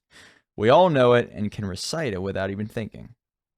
I'm talking about the one where the hero travels deep into the dungeon to rescue the princess from the gold-hoarding dragon. Slaying the dragon means you get the princess and the gold. When you stop and think about the story, it's wild to consider. The story doesn't necessarily make sense, but it is damn memorable. I mean, why would a dragon kidnap a princess? Why would a dragon hoard gold? I mean, the way I see it, it's basically an allegory. The story was created to teach a lesson. The hero slaying the dragon simplifies a great lesson. What we want most is often on the other side of what scares us the most. And it might even beg the question, do we value the princess and gold because it's instinctual? Or do we value the princess and gold because they are difficult to obtain? Stories like this solidify why we want to be the hero, considering we all want love and wealth. However, when you dive deep into this story, you realize it is teaching a lesson that you can apply to life. You only get what you want when you confront what scares you the most. That to which we want most is usually in the spot where we least want to look. Stories inspire us. That's why we love Superman, Batman, and Spider-Man. It's why we fall in love with stories like Lord of the Rings and The Count of Monte Cristo. It explains why we root for the good guy who seems to be outgunned by the larger, more powerful villains. Why? Because that could be us. And we're on our own version of the hero's journey at all times. In The Lord of the Rings, Frodo must leave the Shire and embrace an impossible task. The Shire represents safety, comfort, and normality. Anything beyond the Shire is full of uncertainty and danger. Throughout the adventure, Frodo is tested in every way possible. The constant uphill battle changes Frodo and provides clarity to his life. It wakes him up, not only to what he is capable of, but also to what his true purpose entails. The Lord of the Rings is an allegory for our lives. We must go to the place that scares us the most in order to become who we dream of becoming. the hero of our own story. Start recounting the stories where you felt heroic. People are instinctually drawn to these moments. Use these stories to your advantage. Escaping the cave. Much like in Plato's allegory of the cave, which was written thousands of years ago, we can see how humans were taught valuable lessons through stories. The same exact takeaways were told in the movie The Matrix. Same lessons, updated story. Thousands of years apart. That is wild. The basic premise of both stories teach a valuable lesson that must be shared. In the exact same world, at the exact same moment, and even in the exact same room, some people are free and some people are not. It comes down to the choices we make. The sad reality is most humans prefer to stay a prisoner. It's too painful to wake up from the deep sleep of how the world really operates. Ultimately, it leads to the asleep despising those who are awake. Those who escape the cave and have the courage to open their eyes are the ones who obtain freedom. They are the ones who can control time and space. Sometimes, important lessons such as these can be understood through the magic of story. Think back to when you felt as if you finally broke free. Those stories need to be shared. Your story matters. In Grant Cardone's book, he tells the story of him losing his father when he was just a young boy. In Tony Robbins' book, Tony tells the story of giving his last $20 away to a complete stranger. In Nick Santanastasso's book, Victim to Victor, Nick talks about his story of leaving his school one day to visit a doctor, where he asked the doctor to cut off his arm. In Mark Evans' book, Magician vs. Mule, Mark talks about how his life changed after his grandmother died. In Game Changer, Dr. Michael Buffington talked about how he learned from his grandfather how important it is to take accountability for everything you do in life. Each of these stories essentially form the author's identities. Similarly, you must analyze the stories that influenced you and made you become the person you are today. That's what people want to read in your book. When did you escape your comfort zone? Fight your own fire-breathing dragons. Feel pain and push on. Write those down. It's attractive to the right people. Your story is everything. I believe it is the most attractive part of your personal brand. The more attractive you become, the more opportunities will come your way. I often tell the stories that resonate with the people I want to attract. That is why I frequently talk about my spiritual evolution. The story I often tell on podcasts began in 2005. I was in Rome, Italy, for Duquesne University's study abroad program for the spring semester. While I was there, Pope John Paul II died. In his last public appearance, he did a blessing of the crowd. I had a metal cross in my hand that I picked up a few hours prior. He died the following week. We sat in line for 12 hours to see his dead body. The cross was with me then, too.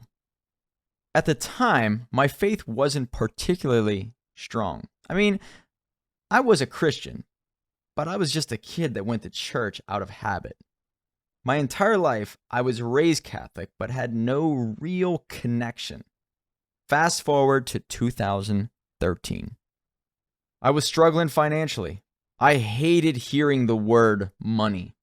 At church, every homily seemed to harp on asking people for money. It sickened me. Turns out it was all part of the Church Alive program instituted by the new Pope, Pope Francis, whom I realized much later in life, in the year 2020, was not a person that I wanted to follow. He was not a representative of Jesus through his political and not so spiritual actions. To me, something seemed off with the church. From 2013 to 2016, I drifted spiritually. I would still go to Mass every week, but I didn't really listen. Luckily, a girl I was dating in 2016 asked me to go to a non-denominational church. Thank God I did. It opened my eyes and ears. I started to change. For the first time in my life, I began to feel a real connection with God. In the early parts of 2017, I hit a brick wall with my business. Nobody was calling to get books done. The only people calling were creditors. I was behind on every bill. For that reason, I was about to lose my house. One night, I kneeled down in front of the cross that I got in Italy and asked God to send me a sign to let me know if I was supposed to be doing this book business. Afterwards, I got up and went to my parents' house for dinner. During dinner, I received a phone call from an individual I didn't know. He said, "I've been following you for a while on Instagram, and I'm ready to do a book. Send me the invoice, and I will pay it tonight." I hung up the phone and sent the invoice. Shockingly, he paid right away. The money I received helped me keep my house. From that day forward, my faith only got stronger, especially in 2020 and 2021 when evil made a big play. Since that day in 2017, we have published hundreds of books. I've been all over the USA and shared stages with many of my heroes. So why would I tell you this? Because it is important for you to know this about me. I'm not here to tell you to believe in what I believe. I'm here to tell you that I would not be here, nor would the company, without my belief in God. I think that's important for you to know that about me. Are you afraid of telling people important stories from your life? If so, that will only hurt your chances of finding your tribe. The way I see it, if you are worried about the price of telling people who you really are, then you should wait and see the cost of never bringing your authentic self to life. Living a lie is not really living. I believe entrepreneurs are born adventure seekers. Do you want to live a wild life with uncertainty, risks, danger, and excitement? Start telling the truth everywhere. Watch how exciting your life becomes. You won't know how the world will respond, and you will realize how strong you really are inside. Your story will attract the right people and deter the wrong people. True stories that are difficult to share will do wonders for you and your business. Story shows purpose.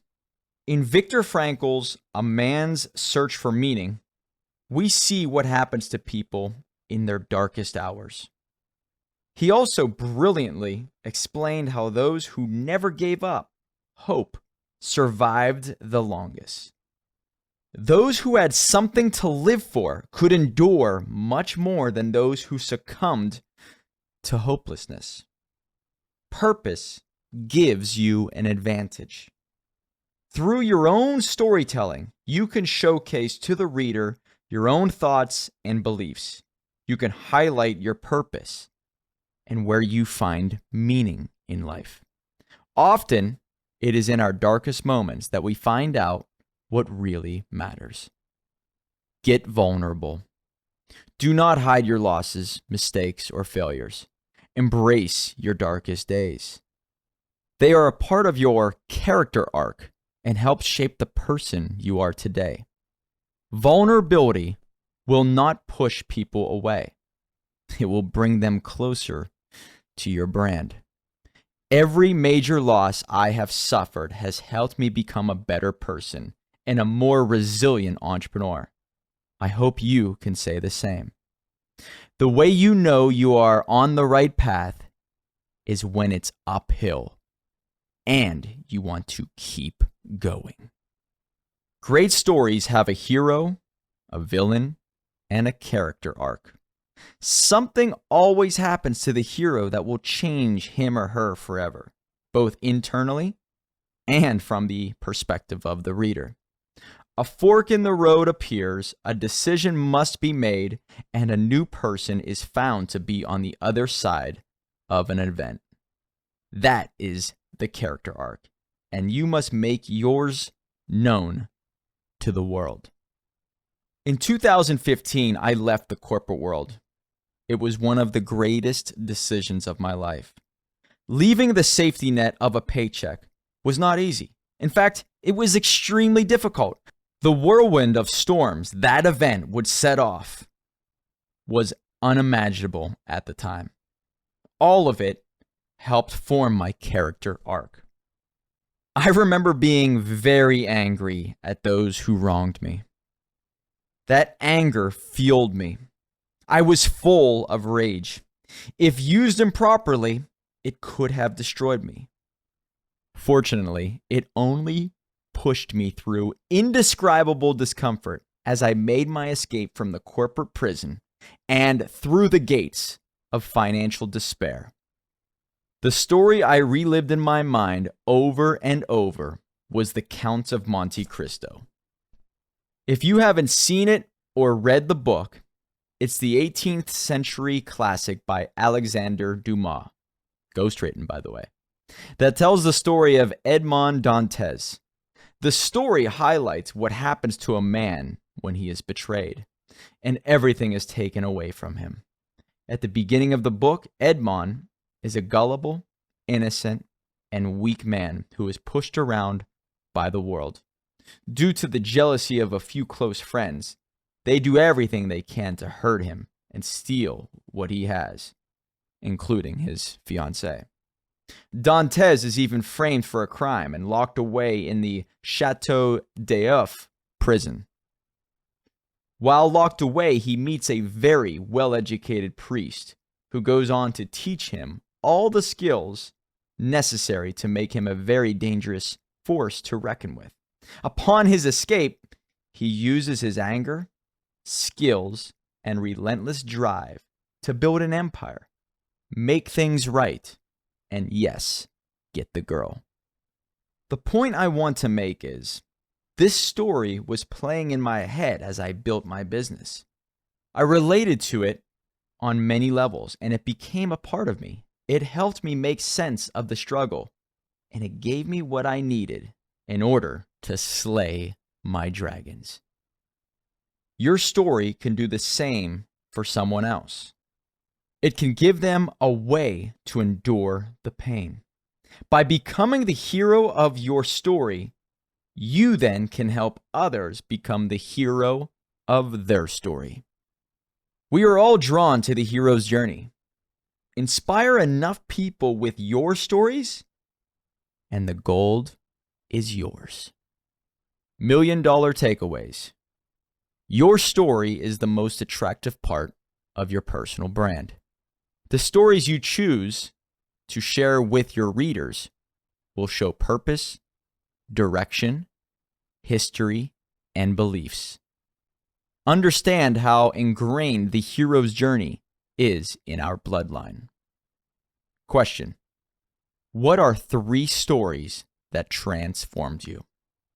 Books to read: Victim to Victor by Nick Santonastasso, A Man's Search for Meaning by Viktor Frankl.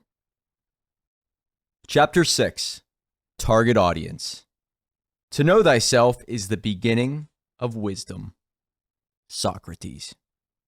What you write will only matter if it's valuable to the reader. So, who is your target reader? The generic answer I get during my interview process is usually something like, I want to help everyone. But that answer is pure garbage. Ask yourself, who are you trying to reach through your book? Is it investors? Business owners? Avid readers? What is the perfect avatar of the person you are trying to attract? These are some of the questions you should be asking yourself. You see, The trouble is that many people are absolutely blank when it comes to defining their target audience. If you are vague with a target audience, it can often end up with you attracting the wrong type of person. When you try to reach everybody, you actually reach nobody. You have to know your readers, clients, and audience. Who can you help? Maybe another question to ask yourself is, who do you want to help? If you do not know your readers, you are unlikely to create value. Ultimately, this means you are very unlikely to be persuasive. Community. Start looking at your readers as a community. Tony Whatley, the owner of the 365 Driven community, is the one who opened my eyes to the importance of community. Every community shares common goals, interests, wants, desires, and struggles. This means you can help a community if you understand their journey. If you look up the definition of the word community, you will see it means a feeling of fellowship with others as a result of sharing common attitudes, interests, and goals. Studies show humans have a deep-seated desire to belong to a community, whether in person or online. Nobody wants to feel completely alone. We as humans want to be understood, even more so than we want to understand. Make sure to convey that you understand the readers. This will only happen if you look at your readers as a community. Your job is to transform their lives, and it will only happen if A, they want to, and B, your content speaks to them. For the first 10 years of entrepreneurship, I often felt alone most of the time. It was only after I began joining masterminds and connecting with people online that it felt like I belonged to a community. Life became more fun, my results skyrocketed, and the success timeline was cut in half. I finally felt like I belonged somewhere, and that was a major difference maker in my life. Within a community, trust is established much easier. Communication happens without much resistance. There is an understanding that we know each other, even if we really don't know each other. That is exactly what you must do within your book. Be of service to a community by giving support, encouragement, and accountability. Speak their code. What are the buzzwords that mean a lot to your target audience? You want to speak their language. Highlight the phrases they use, authors they admire, podcasts they listen to, problems they face, lingo in their field, and common quotes. In the real estate world, many professionals communicate with terminology such as the BRRRR method or 1031 exchange. To outsiders, these phrases mean nothing, but to the community, it shows you belong. This increases their attention, awareness, and their trust in you. Know the code of your audience. Standards. I believe if you are struggling to nail down a target audience, it means you have very little to no standards. Think about it. Standards mean you have some type of level or filter implemented in your life. No standards means no focus. No focus means no target. This will result in you being distracted very easily. If I asked you who is your perfect person to date, and you weren't specific at all, then what does that say about you? It means you have no standards. Your eyes will be distracted everywhere you go because you don't know what you are looking for. It is not a pretty life to not have any focus.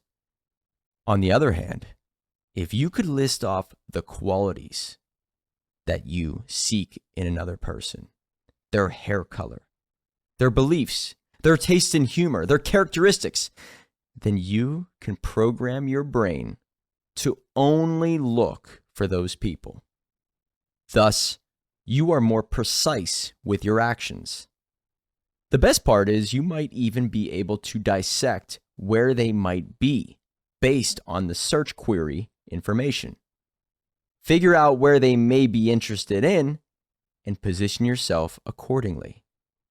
Being specific gives you power. There are going to be people in this world who are against everything you stand for and believe. They don't even want your help. Do you want to spend the time pouring into them and trying to help them? Of course not. You can only help the people who want to be helped. Your standards should at least include the people who are open to hear what you are offering.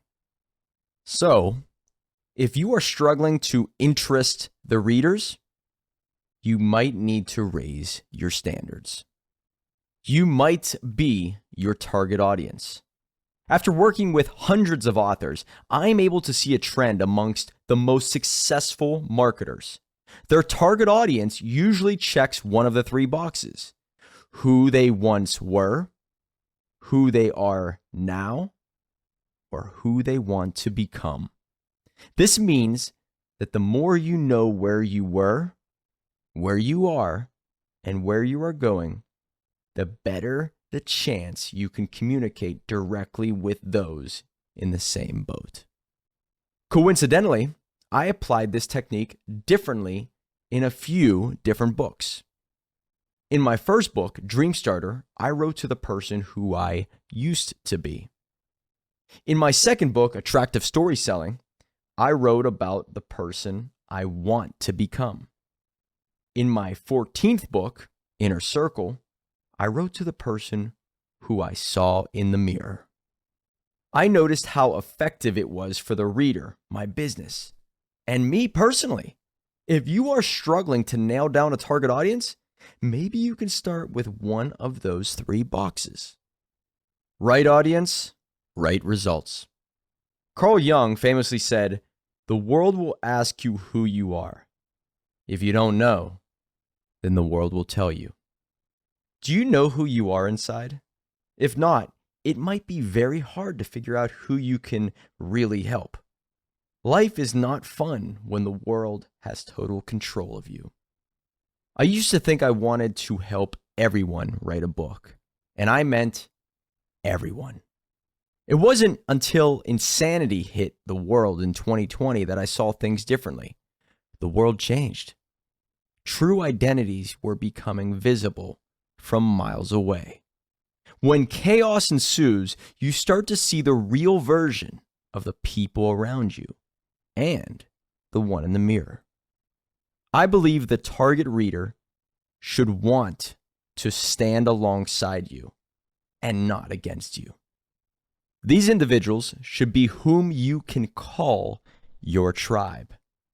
As you write, your goal is to write to those who are on your side, not against it. Readers rarely keep a book in their hands if they hate what the author stands for. If you have a business, then you already have a head start on people you can help. Just look at your perfect client's avatar and stick with it. If you have a YouTube channel, you can resort to analytics and other tools to find out the kind of people who are watching you already. People lie, but the market doesn't. Then there is the fact that knowing your target audience allows you to understand the kind of verbiage you will use in your book. You cannot expect to use the same tone when you are trying to target a business community, a technical group of people, Army veterans, doctors, engineers, and so on. You will need to know who your target audience is and then use the correct way of communicating with them so they are able to relate to you and are able to understand that you are one of them. Tonality matters. In 2021, I created The Inner Circle. The entire idea was built upon targeting patriotic entrepreneurs who believed in God. I know what you were thinking. Whoa, religion and politics? Isn't that a big foul in business? Absolutely not. There needs to be cohesiveness. The people I have come across are like-minded. They think the same way I do. They are interested in the same education, and they value the same core values. This gives the group strength. Unity makes it easy for me to write blogs, texts, and books aimed at helping, entertaining, and educating those who are inside the circle. Your target audience must be the kind of people you want to reach out to and help. Personality traits. In the beginning, I was afraid to say how I truly felt, potentially segmenting my audience. I looked at myself as the super nice guy who never wanted to be disliked by anyone. Then I learned that was impossible, especially if you want to stand for something meaningful. I was a very agreeable person until approximately when I was 30 years old. That's when I started to see the negative trends in my life. As a kid, I never wanted to have people around me think I was not smart. So I just agreed with them. This never put me in any danger per se, but it did lead to an empty life. I mean, my life didn't seem like it was my life. Entrepreneurship changed me. What I eventually learned was the scientific fact that agreeable people struggle in the business world. As you may know, agreeableness is one of the 5 main personality traits we all encompass, along with extroversion, conscientiousness, neuroticism, and openness to experience. Studies show those who rank high on agreeableness charts have the lowest income levels. It makes sense when you think about it. Ask yourself, who is most willing to ask for a raise? Who is most willing to step out of line to solve a problem? Who is most willing to forge their own way to achieve a goal? Well, someone who is not willing to agree with the status quo. That's who. I attribute much of my early failures to my high levels of agreeableness. Fortunately, I was able to snap out of that mentality and carve my own way. Doing the right thing was more important than going along with the pack. Herd mentality is not your friend in the wealth game. Become intentional about the choices you make, including who you want to read your book.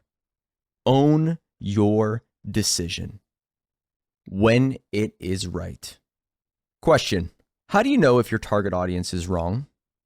Answer: if what you are doing feels like painstaking work.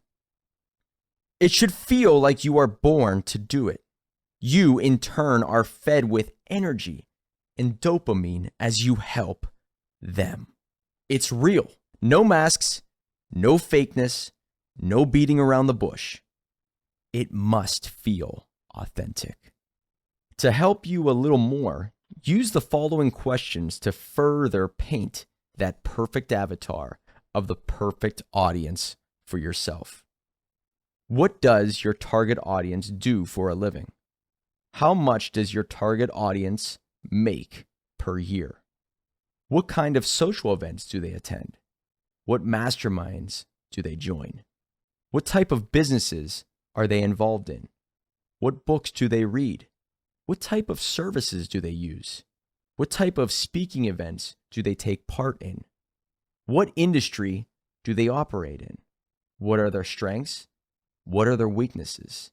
How old are they? Where do they live? What kind of problems do they run into? Don't be alarmed if your target audience suddenly shrinks. The fact is that the more specific you are, the better the results you will get when it all comes together.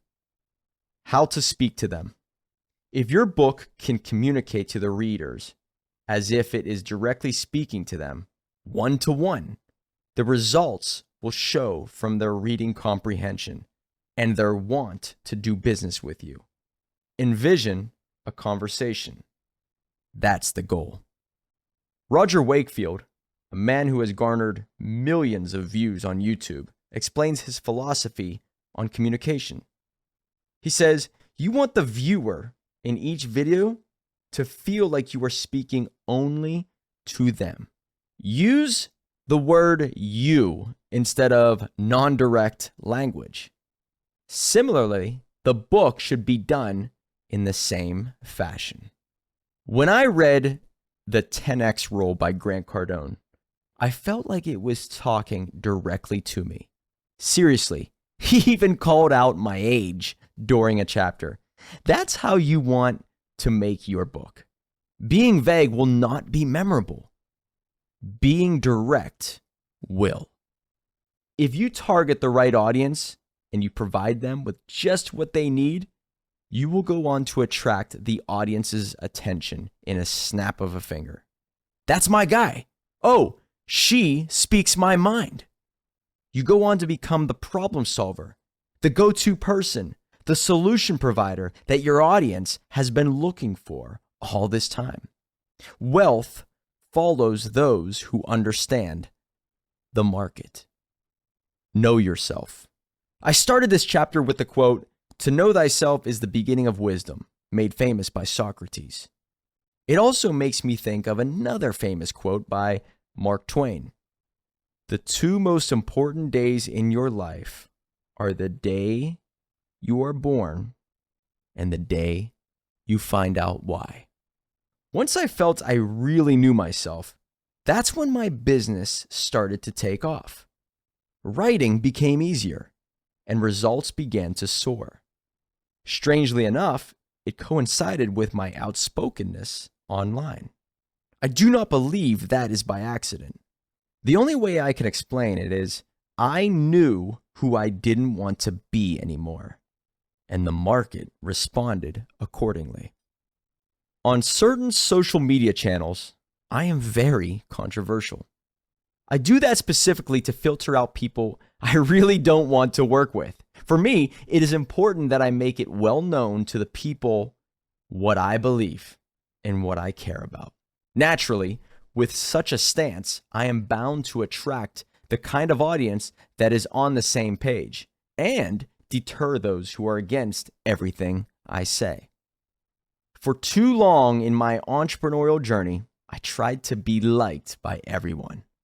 It was not fun.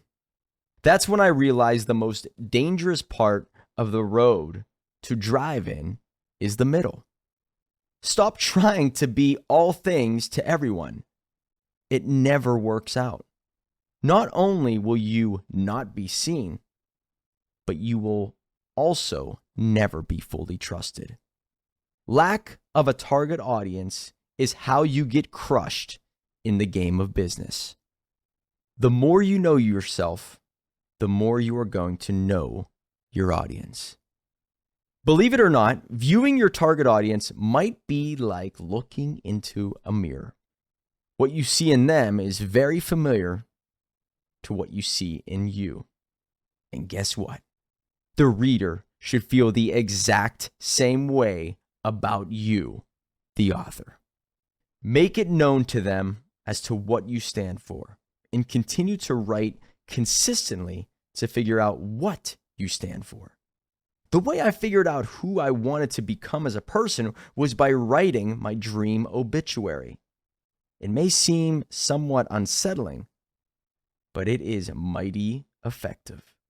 I analyzed that if I were to die, what would I want people to say about me?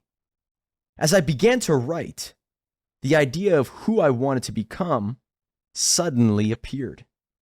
I wanted to be known for being a person who created multiple businesses, lived the ultimate adventure, wrote lots of books, and helped countless people achieve total freedom.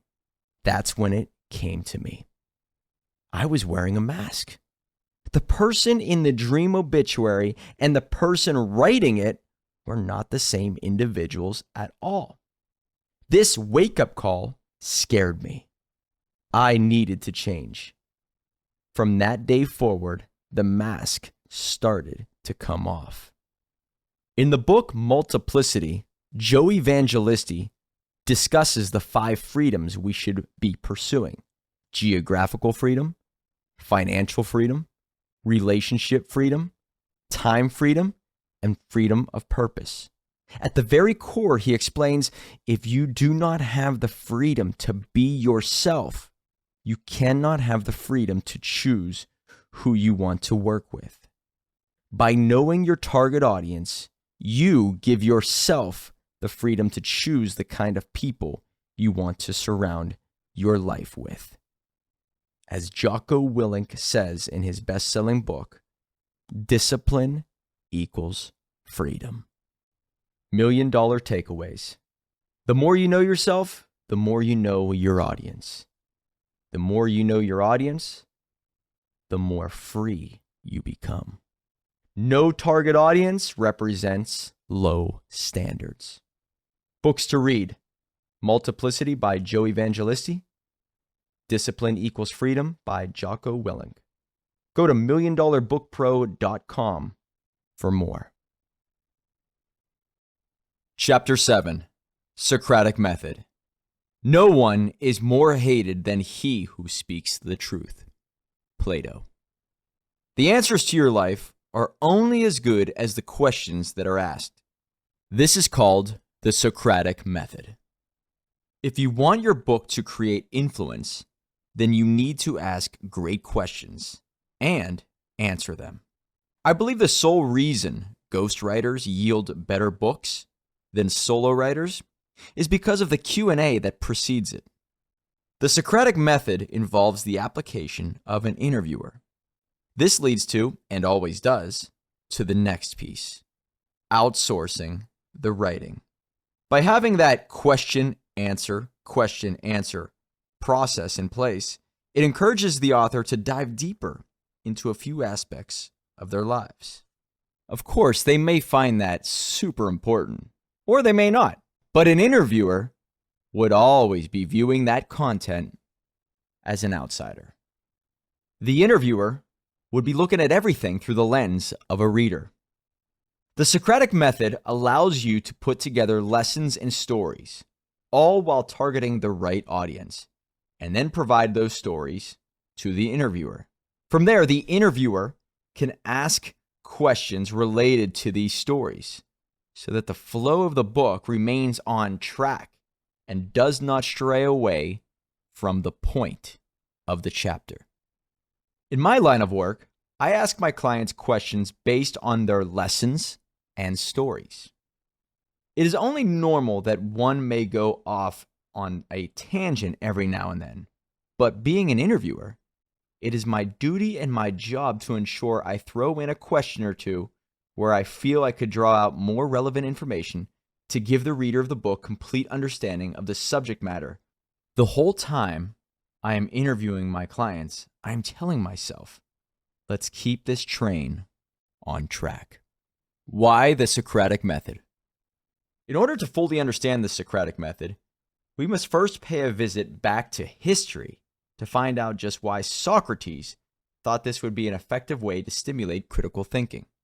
There are many ways that you can find that will help you try to tap into your critical thinking abilities, but the Socratic Method is tried and tested.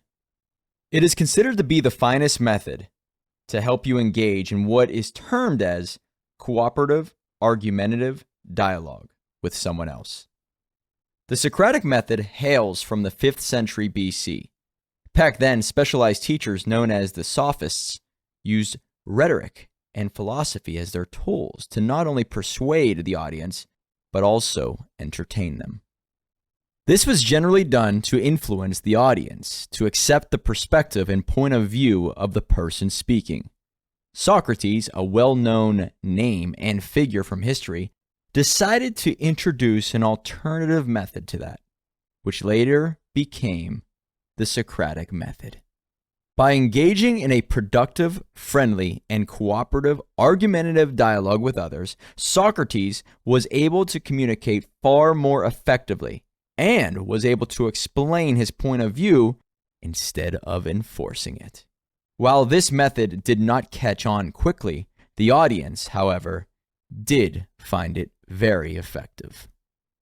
This method was later popularized by Plato in his prose. The Socratic method was used to examine concepts that clearly lacked concrete definition.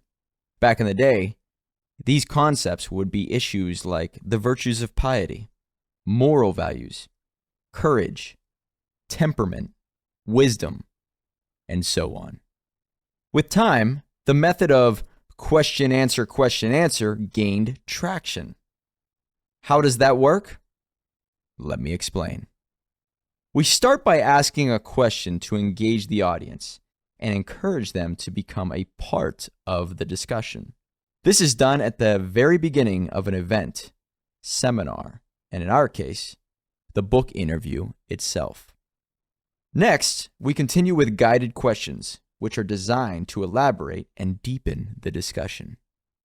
This ensures that the participants remain on topic and a positive and productive atmosphere is maintained for everyone.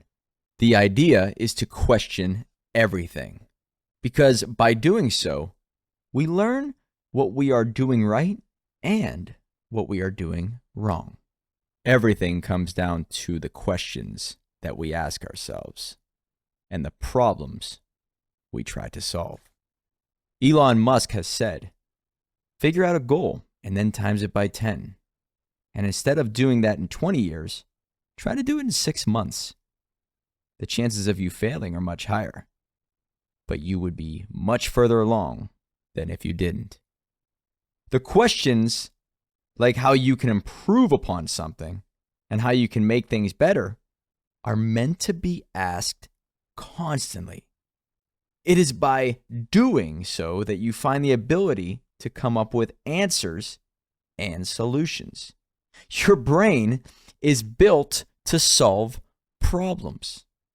By giving it bigger problems to solve, you come up with bigger, better, and often real answers. Instead of asking, how can I make $100,000? Ask, how can I make $100,000 in 3 months? Now, your brain will begin to open up. The solutions only come when the question is asked. Pull out a piece of paper and ask yourself questions. Who, what, where, when, and why. Start jotting down the lessons and stories while keeping the target audience in mind. You will find out what is important for the reader, and you will surely find out what is important to you. Entrepreneurs know themselves so well because they have asked themselves hundreds of thousands of internal questions to eliminate the noise and figure out why something works or doesn't work, and what is the best use of their time. Even after that, they continue to ask themselves questions to further improve themselves as people, as entrepreneurs, and as leaders. What makes a person strong is the question they continue to ask themselves. It is through this method that you find the capability to figure out all the answers. Have it outsourced. If you're a business owner or an entrepreneur, I will proudly say you should not be writing the book from start to finish by yourself, especially if you want to obtain wealth. What you should be focusing on are the revenue-producing activities. Writing, on the other hand, is a non-revenue-producing activity. In the book Who Not How by Dan Sullivan and Dr. Ben Hardy, they outline the incredible way to look at outsourcing aspects of your life to people who excel at your weaknesses. When you focus on what you are good at, yield financial results, and play towards your passions, that's when freedom will enter your life. You can't have money freedom until you achieve time freedom. Dan Sullivan. This ideology not only clarified where I should spend my time, but also who are the perfect allies to hire. This way of looking at the business will not only change how you operate, but it will also help you understand how to explain your services to someone else. Ghostwriting, formatting, editing, publishing, funnel building, and marketing are all time-consuming processes. If a business owner focused on all of these at once, that would mean their business would not be performing at its highest levels. I realized I was the who for someone's how. The words you are reading within this book came from the exact same process I offer my clients. I have a team of writers who listened to me speak, organized the major takeaways, wrote them down, then gave them to me in order to fine-tune. Remember, like you, my goal is to create wealth. This means I am constantly in business growth mode.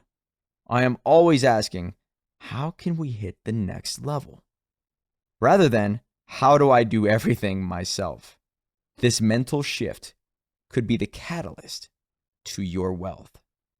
Doing so allows everyone at the company to grow, build, and thrive. It all starts with asking the right questions. Getting someone to ask you questions and writing it for you is better than you writing your book. Why? Because when you are writing the book, you know your stories, and you will most likely cover the stories from your perspective. However, the moment you bring an outsider, an interviewer, into the equation, you immediately get a chance to view the same story, the same lesson, from a fresh perspective. You are met with questions that you might not have ever thought about asking yourself before. And that always leads to surprising results. Outsourcing leads to enjoyment. Have you ever heard the phrase, "It always tastes better when someone else cooks it"? Well, clinical studies prove that is true. The reason is found to be in the shortened window of time that you see in the process of the meal. The shorter the window, the more your brain is excited about it. As time progresses, dopamine fades. Ultimately, it shows you enjoy results more when you don't have to see all the time-consuming details. The excitement of seeing your book for the very first time after approximately 110 hours were already put into it is off the charts. The same thing goes for a website and a video. When you don't have to spend the time adding all of the ingredients, the taste is more memorable. The prize of allies. Is there something that you dread within your business? Maybe there is something that pops up throughout your week that seems to always take you out of your rhythm. If so, write down those tasks whenever they pop up over the next 30 to 60 days. The list you created is the exact duty of your next hire. Outsource what slows you down. Writing most of the content, creating the funnels, publishing the book, and fine-tuning the formatting will only disrupt your cadence.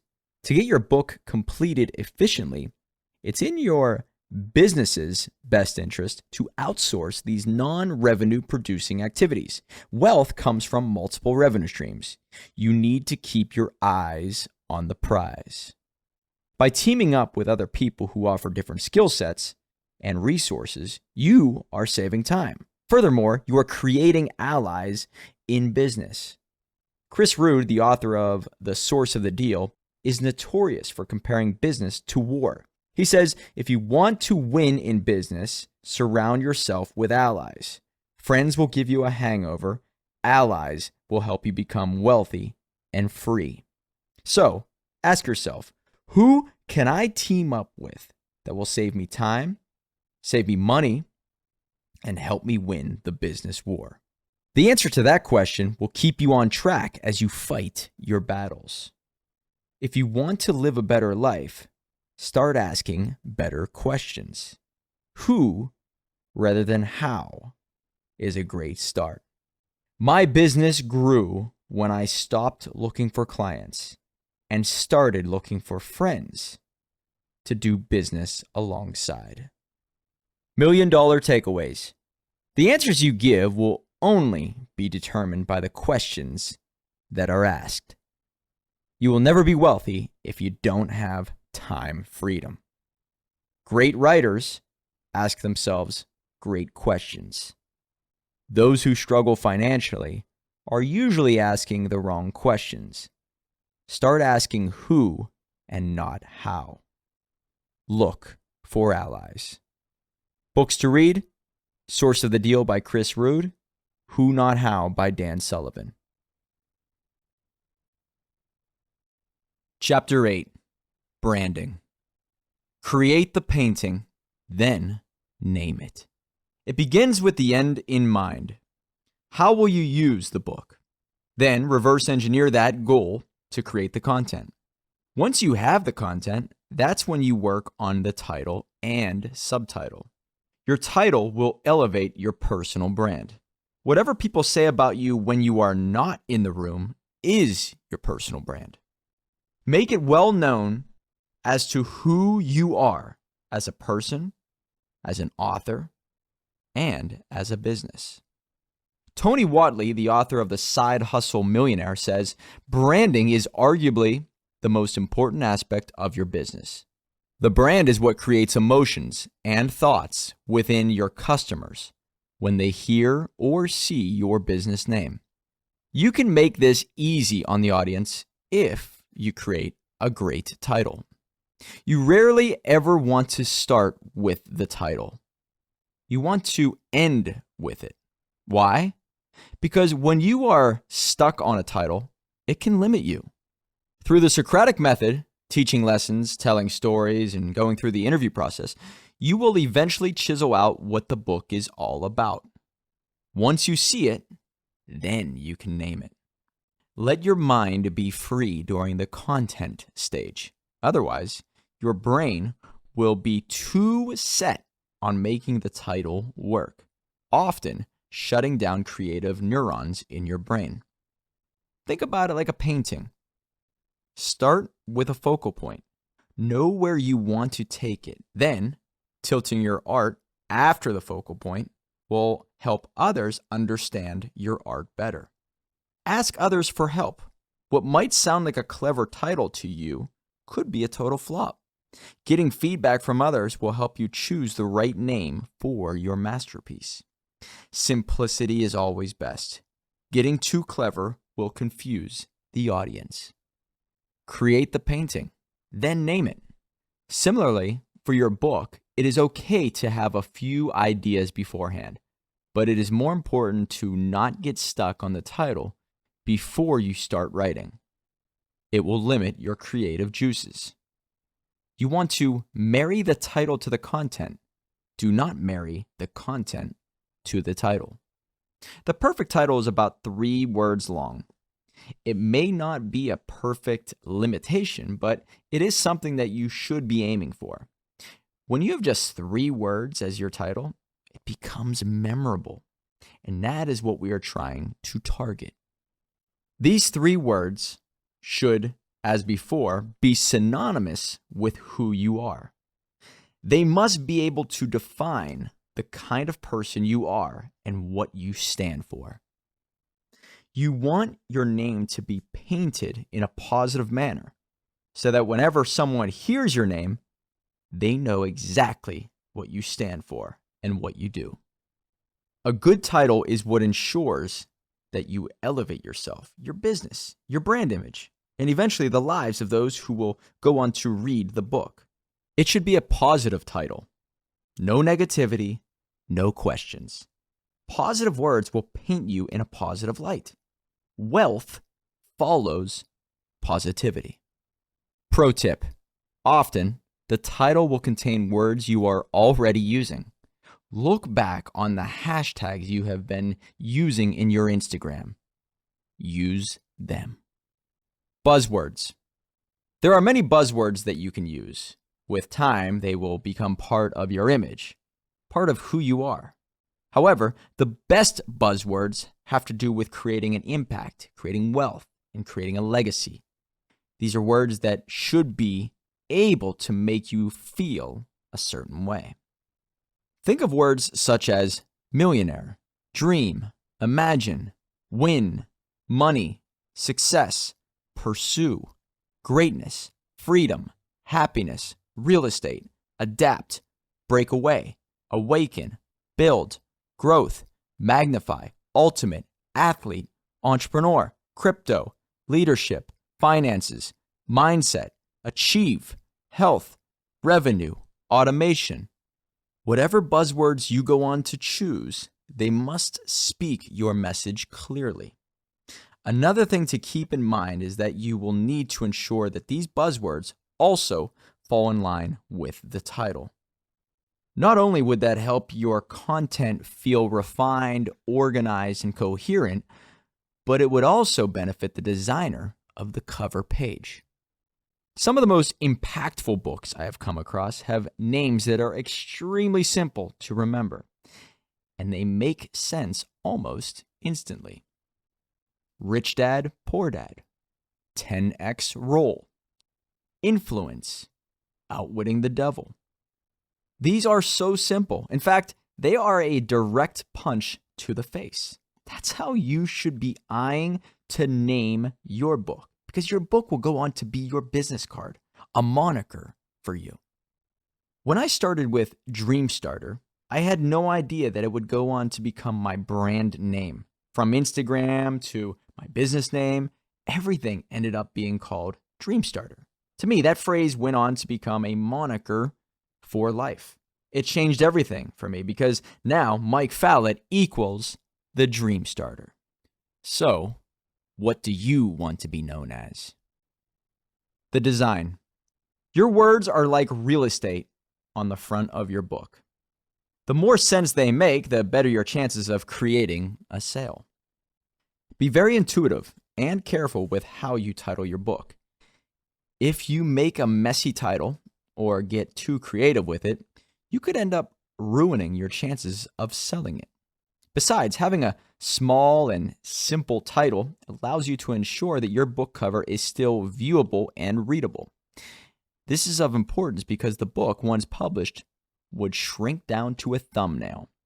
And if you have too many words or get too creative, your potential reader is likely not going to understand what the book is about. And then they will skip to the next option. Do not be carried away with the idea of overdoing the cover design. Our studies have shown that the simplest of covers are often the most attractive ones. By being too creative, you end up becoming unprofessional. Wealth is always attracted to the professionals. Shoot for 2 to 3 dominant colors. That always looks very clean. If you are a photogenic person and your face is a major part of your brand, then it is wise to be on the cover. The goal is to be comfortable with the cover. If you love the cover, then you will share it very easily. If you are uncomfortable with the cover, then you will shy away from promoting it. Lack of promotion will not increase wealth.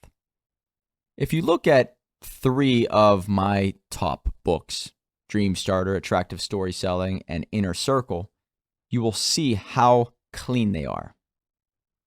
More importantly, you will see how they became cleaner and more simple over time. Buzzwords, colors, and subtitles became simplified. As time went on and they became cleaner, the more money each of the books would produce. My recommendation is to mimic the book covers that you love. If you love a clean cover with mostly text, go with it. If you love books with pictures of the author on them, then go with it. If you love books that have a cool graphic to represent the contents, then go with it. You must be proud of your cover. It must fit your personality. Like I said before, think in terms of thumbnails. Most people will be viewing this from their phones. This means you need to capture their eyes, communicate the message, and make it easy for them to say yes. The easier you make it on their eyes, the easier you make it for them to do business with you. Need a cover? Try Fiverr, Canva, 99 Designs, or Upwork. We have tried them all. All provide great work if you connect with the right designer. Subtitle. The subtitle is your ticket to run cleanup duty. It is there to help you elaborate on the title while setting the right expectations for the readers. Personally, I recommend having a subtitle that begins with how to or a guide to. Using these phrases helps you gain an advantage, and you automatically go on to attract the attention of the reader. It rubs off on them and influences them to take a look at what this book may have to offer them. It could be how to save money, how to change your mindset, the ultimate guide to creating wealth, what it takes to build a legacy, how to change your life. There is always the Russell Brunson approach, which he mentioned in Funnel Hacker Secrets. He explains how you could help the audience without doing something that is painful. In short, you could add a subtitle such as how to grow your business without spending years of your life. Sweet, simple, and to the point. Additionally, it hammers the message. They will get what they want without having to go through what they don't want to go through. This is why I love using the how to and the ultimate guide to phrases in the subtitle. Around 95% of the books we put out follow this same pattern. This ensures that people right away understand what they are looking at and how it can help them. The chances of skipping over this book are reduced drastically, and that is an ultimate win for you. Being too creative would only do the opposite. Think about it. Would you prefer someone to tell you how their book will help you by speaking for a couple of minutes or in a few short words? Obviously, the latter sounds a lot more convenient. Make it easy for people to do business with you. Make it easy for people to know why they should click on your book and how your book is going to solve their problems. It should be simple, crisp, easy to read, and easy to understand. You only have a few seconds to get and keep their attention. If you can succeed, you've got yourself a sale. Your title must be positive, epic, simple, clean, and professional. You want to come up with a title that instantly pushes them to recall your name. That's how you go on to win an audience. Whether you are writing a book about taxes, lifestyle changes, or fighting depression, your book should have a title that is so simple and straightforward that the readers instantly attach an identity to you. Oh, Tyler McBroom? He is the cash flow and grow guy. Oh, Julie Waters? She is the HR explained woman. Oh, Nick Santanastasso? He's the victim to victor guy. Oh, Britton Costa? He is the leadership code guy. Oh, Jim Riley? He is the freedom to say yes guy. Oh, Tim Lyons? He is the built to grow guy. Oh, Austin Rutherford? He is the get free houses guy. Oh, Matt Garabedian? He is the hex phenomenon guy. That's how synonymous your name and your book title should be. When people think of the industry, skills, or solutions that you offer, you want them to think of your name. The only question is, what do you want them to say about you when you are not in the room? Market confusion is the kryptonite of the wealthy. Make your identity, solutions, and brand crystal clear. $1 million takeaways. Number 1, a 3 to 4 word title is perfect. Number 2, simplify subtitle with how to or the guide to. Number 3, be very proud of what is on the cover. Number 4, think in terms of thumbnails, not full-size books. Number 5, Your title can make you be remembered in the marketplace very easily. Question: what are some buzzwords that you want associated with your book and brand? Pull out a piece of paper and start listing them right now. Books to read: Side Hustle Millionaire by Tony Whatley, Funnel Hacker Secrets by Russell Brunson. Chapter 9. Bring it to life. No book, no call to action. No call to action, no leads. No leads, no revenue. This chapter will help you put it all together, gearing you up for the shift from writing to marketing, thus preparing you for multiple revenue streams. When it comes to writing, the most universally accepted writing level is that of a 13 to 14-year-old person, which is neither overwhelming nor complicated. If you use complicated terminologies, flaunt your vocabulary, and fill the book with words that push the readers to constantly open up their dictionary apps, then you are going to lose their interest almost immediately.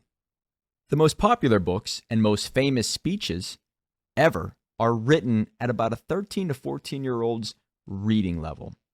All the books I have mentioned thus far follow the same pattern. They are extremely easy to read. A book is meant to transfer knowledge easily. It isn't a newspaper nor a business report that is hugely brimming with terms and phrases that make no sense to the ordinary reader. If you try to make their brain work harder than it needs to work to capture the essence of your story and lessons, then they will put the book down. Make it easy on the reader. They will thank you for it. Remember, you are not writing fiction. These are personal development books aiming to transform the reader's life. Keep it simple, efficient, and fast to read. The idea is to create a book that can be read within 2 hours. It's perfect. Not only does it look like a full book, but it also feels like a full book. Too short of a book, you get a pamphlet. Too long, and it becomes a novel. A minimum 120-page count is a perfect target. If your book is something that a person can start reading and be done with by the time their flight lands, you are victorious. Airplane books get started and finished. The breakdown. The target word count should be approximately 20 to 28,000 words. The average person reads around 175 to 180 words per minute. If you crunch these numbers, a person should be able to finish a book between 2 hours and 2.5 hours without breaking a sweat. The books we publish are in the standard 6x9 format, which is the most popular size for books in the world. It is cost-effective, easy to print, and easy to put away on a shelf. Your book should be easy to send in the mail. If you change that size, the cost on all of that drives up very quickly. I recommend getting a variety of designers to create cover choices. Options can open the mind, especially from multiple people. Variety helps you choose one that feels right. I encourage you to get around 20 to 25 different cover designs. The cover file is a 12.520 by 9.250 on an average book cover. What that means is that on the final file of the cover should be a front, back, and spine all in one. When you go to upload, it will make it a lot easier for the adjustments. We will talk about this more in detail in the next chapter. Call to action. You need to have around 4 to 5 different calls to actions throughout your book. These can be at the bottom of the page or throughout the book itself. These are calls to action that prompt the reader to carry out necessary actions. This is how you get people to create relationships with you, get them into your sales funnels, and filter out those who do not want to proceed. A book is one dimension, but it can always scale up to being a multi-dimensional entity. Look at videos, for example. When you do a video series, you generally provide a call to action. This is when you tell people to visit a specific website. In your book, you can do a lot more than that. You can include websites, social media handles, messaging services, affiliate links, subscription services, Calendly links, and the list goes on and on. Even when you look at your brand, a call to action needs to be amongst all of your social media posts. Provide enough value to get people to want to go further with you and your solutions. The call to action should happen before they get the book via a free plus shipping funnel. And it should happen as they are reading the book. Without a call to action, you are not doing your brand or their lives any additional service. Questions and exercises. At the end of every chapter, it is always nice to have some questions included. It allows you to use the Socratic method. It allows your readers to engage with your content and use their minds to solve their own problems, discover themselves, and discover their strengths and weaknesses. Example: after reading this chapter, what is one call to action you would like to include in your book? As readers, we always love when we finish a book. It gives us a chance to say, I read that book. Books we don't finish do not give us the same euphoric feeling. Having questions at the end allows you to captivate the readers, pushing them to analyze their own lives and figure out how they can go on to take the next step by using the information you ended up providing them. Great questions may entice them to read the chapter. You can also add a couple of exercises. This is especially important if you are writing about subjects like finance, wealth, fitness, meditation. Tyler McBroom does this very well in his book, Cash Flow and Grow. As a tax professional, he prompts the readers with questions about their bookkeeping schedules, difficulties, and weaknesses, thus exposing the reader to what they need to work on and fix in order to boost their revenue. Readers tend to enjoy and apply quick exercises. By doing them, the readers are able to get in the flow of things and understand your lessons far more clearly. You could add call to actions within the exercises, such as post something on social media after reading this chapter. Meditate for the next 10 minutes and write down how you feel. Scribble down your strengths and weaknesses. Write down your goals and put them somewhere where you can see them easily. That ignites their spirits and helps them attribute you to their successes. Whatever they do, it would make them feel elevated. They would feel better, and they would certainly credit you for their change. Finalizing your draft. Everything we do in the book is based on mathematical statistics. The format, the size, the page numbers, and the content division into 12 to 15 chapters, all of these are geared towards putting together a perfect book that looks pleasing, feels right, conveys the message easily, and is readable in a short amount of time. That's the recipe, and that's what we aim to nail every single time we work on a project. Make no mistake about it, reading is an emotional journey. And if you do not play by the numbers, then you will not keep their emotions and attention on what you have to say. Perfection is unattainable. Life is about progress, not perfection. The reason a lot of people never finish a book is that they believe a book needs to be perfect. That's insane. No book on earth can be perfect. Well, maybe the Bible. If you are chasing perfectionism, it's never going to happen. Perfection is subjective, and that means that people will always find a way out. Saying you want something to be perfect is just a way to mask laziness.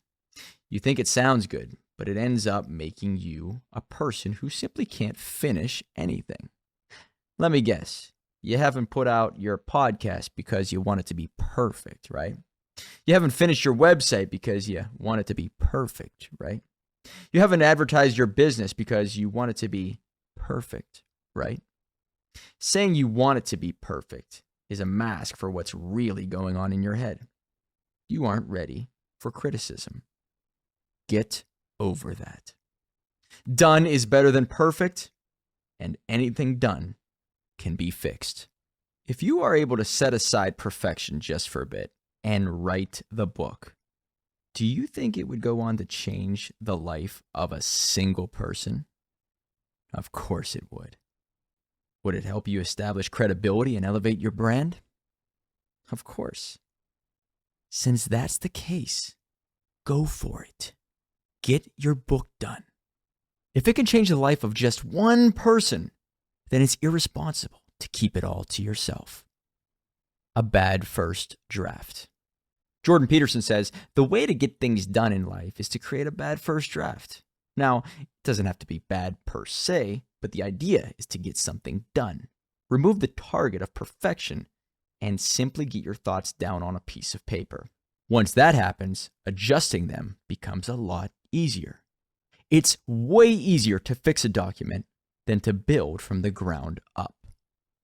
Many people want to be king, but they are afraid to play the fool.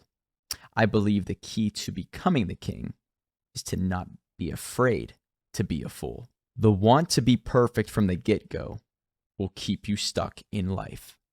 Everything can be tweaked in editing. Get something tangible and start building momentum. The willingness to play the fool is the precursor to transformation into the pro. Think about a house. You can adjust the carpet, the paint, the fittings, the furniture, and pretty much everything once the house is built.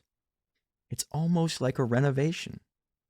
It's way easier to renovate once you see it. Your mind begins to visualize it, and it gives you a light at the end of the tunnel. This philosophy can be applied to anything. When I started playing guitar, I needed to play one song, Pearl Jam's Last Kiss, at an open mic night. It was very rough, but it gave me the much needed confidence to keep practicing. And it all started with a bad first performance. When I took ballroom dance lessons, my dance partner and I needed to get one song down. After we were able to see it on video, we were able to clean it up with more practice. It all started with a bad first dance. You can even apply this lesson to your website. Simply get a funnel operating, then tweak it as needed. A bad first draft will get you closer to money. Keep what you like. Add what you forgot to write in the first draft, and take away what doesn't fit. By doing so, you end up with a book that's ready to go. Professionally speaking, I recommend that you do at least 2 edit run-throughs, one before print and one after it. Make no mistake about it, you can edit a book forever. Don't fall into this trap. Writing is subjective, much like everyone's idea of perfection. Your first draft is what makes your book come to life and become a reality. Many people will never even get that far. Those people have no idea how rewarding a first draft completion can be for the brain. It's an instant shot of dopamine. It is no longer ideas just scattered on a piece of paper, but an actual document, a manuscript that has been put together. Aim to gear up and go through the process to get your first draft done. That accomplishment will build momentum. Forewords. If you are friends with a very big name in your field, I do recommend adding a foreword. This directly adds credibility to your book and your brand. It allows your book to pop up on Amazon in accordance with the foreword writer's other books, allowing more people to see your book. The bigger the name, the more impact your book can make. Pro tip: the foreword should be more of a sign-off on you rather than the book. That way, you can multi-purpose it in many different marketing aspects. Advertisements for affiliates. If you have affiliations or you are a part of certain programs where you can end up earning extra income, you can advertise them throughout the book or in specific chapters that may be relevant. Thank you page. A thank you page is for people who have changed your life. This can be found at the beginning of the book or at the end of the book. You'll notice in this book that it comes at the end. This is where you can thank beloved ones or associates that have helped you go through the process. I think it's a really nice touch to thank those who have been instrumental in your life. Pictures. If you have important pictures, I would recommend that you add no more than 3 to 5 pictures in total. This is because of the limitations of the printer that will be used to print the book. Ideally, you want a black and white interior because that is very cost effective. As you see throughout this book, pictures are used sparingly. Pictures will complicate the formatting process. Avoid being linear. I personally do not find books that are linear, in order by date, to be that interesting. The book is meant to be a powerful journey that goes all over the place in terms of a timeline.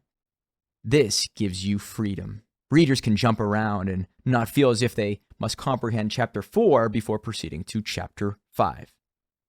It is not an exact science, but I do recommend making the first 3 chapters, at least, extremely solid with content and story. Most people will decide if you are worthy of their attention by that point. If you are, they will click on your links, follow you online, and store your name in their memory bank. If you are relatively unknown to the marketplace, time is of the essence. The last chapter must be equally vocal and solid in nature. That is to ensure that you end the book on a high note. As George Costanza from Seinfeld says, always leave them wanting more. Simulate urgency. We must act with all urgency. Then, not only because we are drawing closer to death at every moment, but also because our power to understand things and pay close attention to them gives out before the end. Marcus Aurelius. Create a deadline in your head right now. When do you want the book done? Without a deadline, you will not get it done. Clients who have a big event set on their schedule or a date they need the book completed have the most success in publishing their book in a timely manner. Even if you don't hit the exact date, it will move you along to the finish line, causing you to believe in your own promises. Money and success are attracted to those who finish goals. In Anthony Lawley's book, The Heart of the Deal, he says, the enemy of procrastination is productivity. Get something done. That feeling of productivity will propel you forward. The key to maximizing your time is acting as if you have less of it. Or in other words, simulating urgency. Deadlines require us to be very specific with our time. They force us to focus on the effective and the efficient, calling forth resourceful creativity that tends to only manifest in deadline-driven situations. When we're on a deadline, distractions dissipate. It becomes easy to ignore the insignificant. Having a deadline gives you clarity. It adds pressure. Clarity combined with pressure keeps your foot on the gas. Implementing your own deadlines will serve you well in the wealth building game. Pro tip: create urgency by making your deadline known to the world. Tell everyone that your book is set to come out by a specific date. Now you are on the hook. Once again, no deadline, no book. No book, no call to action. No call to action, no leads. No leads, no revenue. $1 million takeaways. Implement a call to action. Create a deadline. Create a bad first draft. Ask your readers questions. And always leave them wanting more. Books to read. The Heart of the Deal by Anthony Lawley. Cash Flow and Grow by Tyler McBroom. Chapter 10. Upload and Bestseller. You're the same today as you will be in 5 years, except for 2 things: the people you meet and the books you read. Sharon Lechter. When you say you're a bestseller, that's marketing. When the market says it, that's called social proof. This is where things may get a little technical, but bear with me on this one. Once the book is all done, edited, formatted, and ready to go, it is time for you to go to Amazon.com, where you must create a KDP account. If you haven't already created one, you can visit www.amazon.com/EN_US to create one. By creating an account, you gain access to the print-on-demand feature, and Amazon is arguably the best print-on-demand company out there. The cost is very low, the shipping is very easy, and everything is just a hassle-free experience.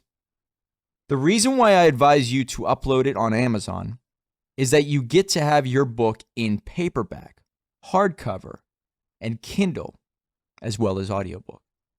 It is simple, easy, and it doesn't take long. Once logged in, click Create Book.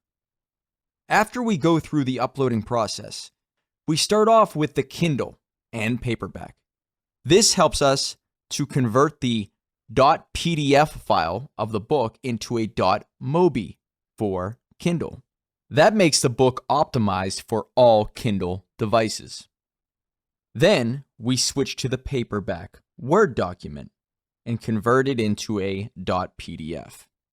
This would upload the book into an actual book, as long as you have the right margins that we discussed earlier in the previous chapter. In case you missed it, most margin setups require 0.5 margins on the left, right, top, and bottom of the Word document. Then it's time to move on to enter the bio, the summary, and the temporary categories of your book. Next, you upload the cover. The cover must be in the right format, and it needs to be a PDF file. This should have a 12.520 by 9.250 file size on average, especially if you are shooting for our targeted 120-page book. You will never know the exact size until you know the page count, but this file size is a great starting point. Every version will require a different format size for cover. Price. Now it's time to set up the price. The idea is to price it as low as you can. The reason why you do that is that you want to have it approved on Amazon at a low cost. This would allow you to buy the book on the front end as fast and as inexpensive as possible. Once all of this is done, it takes around 24 to 48 hours for approval. After having the approval, you order the paperback from Amazon for roughly $4. Buying your book. There are 2 ways you can buy your book: the front end and the back end. We recommend you buy your book for the first time on the front end because it takes the shortest amount of time to print and receive. Once your book is finalized and you want to order in bulk, you will order author copies through the back end portal. For Kindle, it is imperative that you price it at 99 cents. Set the price for the paperback to the lowest possible price, which is anywhere between $3.80 to $4.40. It is also worth noting here that you will not be making any money on the book at that price point. It is only going to handle the printing and the fulfillment. If there are issues with the book, Amazon will write back to you via email and highlight what you need to change. Once that is done, you can place the order. Go to the normal Amazon website store front end search for your book, and buy it. Other things worth knowing. As part of the KDP account, you will need to fill out your tax information, banking information, and so on. This is so you are paid any royalties that may come your way. Amazon will provide you with the money at the end of the month. Next, it's time to order your book. Go through it for your second edit run-through and make sure everything is in order. For any changes, you simply open up the original Word document, make the adjustment, then save as a PDF and re-upload. That's it. Changes take approximately 48 hours to complete. The Amazon bestseller push. Now comes the most interesting part. Let me break down the entire strategy for you so that you know exactly what works best. It's all leverage, positioning, and timing. Number 1, pick a day and time. We start by picking a day from the week. We usually aim for Tuesday through Friday, 9 a.m. to 12 o'clock Eastern Standard Time. The reason we choose that is because weekends are extremely tough to beat the competition. More sales happen on the weekends. Then, we lead with the Kindle version. Why? Because it is calculated automatically. While you can do the Amazon bestseller push with the paperback, just know that it takes around 48 hours for Amazon to calculate how many paperbacks have been sold, simply because they calculate a book being sold once it's ordered, printed, and shipped.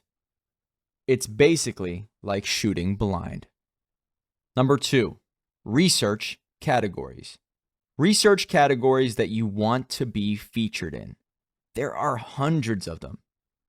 Some categories are business and money, children's ebooks, computers and technology, education and teaching, humor and entertainment. Then dive deeper into the subcategories. Some examples of subcategories featured in business and money category are accounting, business life, economics, finance, industries, investing. After you click on a category, go to the number 1 best-selling Kindle book in that category. Number 3, view the sales rank. Scroll to the bottom of the page and view the sales rank. You will see bestsellers rank, and there will be a number featured there. In the example in this book has an example of a sales rank of 20,190. This means in all of Amazon, it is number 20,190 best-selling Kindle book. Number 4. Now go to kindlepreneur.com/Amazon-KDP-sales-rank-calculator. Type in that number of 20,190. This will yield a number of 12. Now multiply that by 2. This gets us to 24. That's what you need to get in a 2 to 3 hour time frame to beat that current number 1 best-selling book in that category.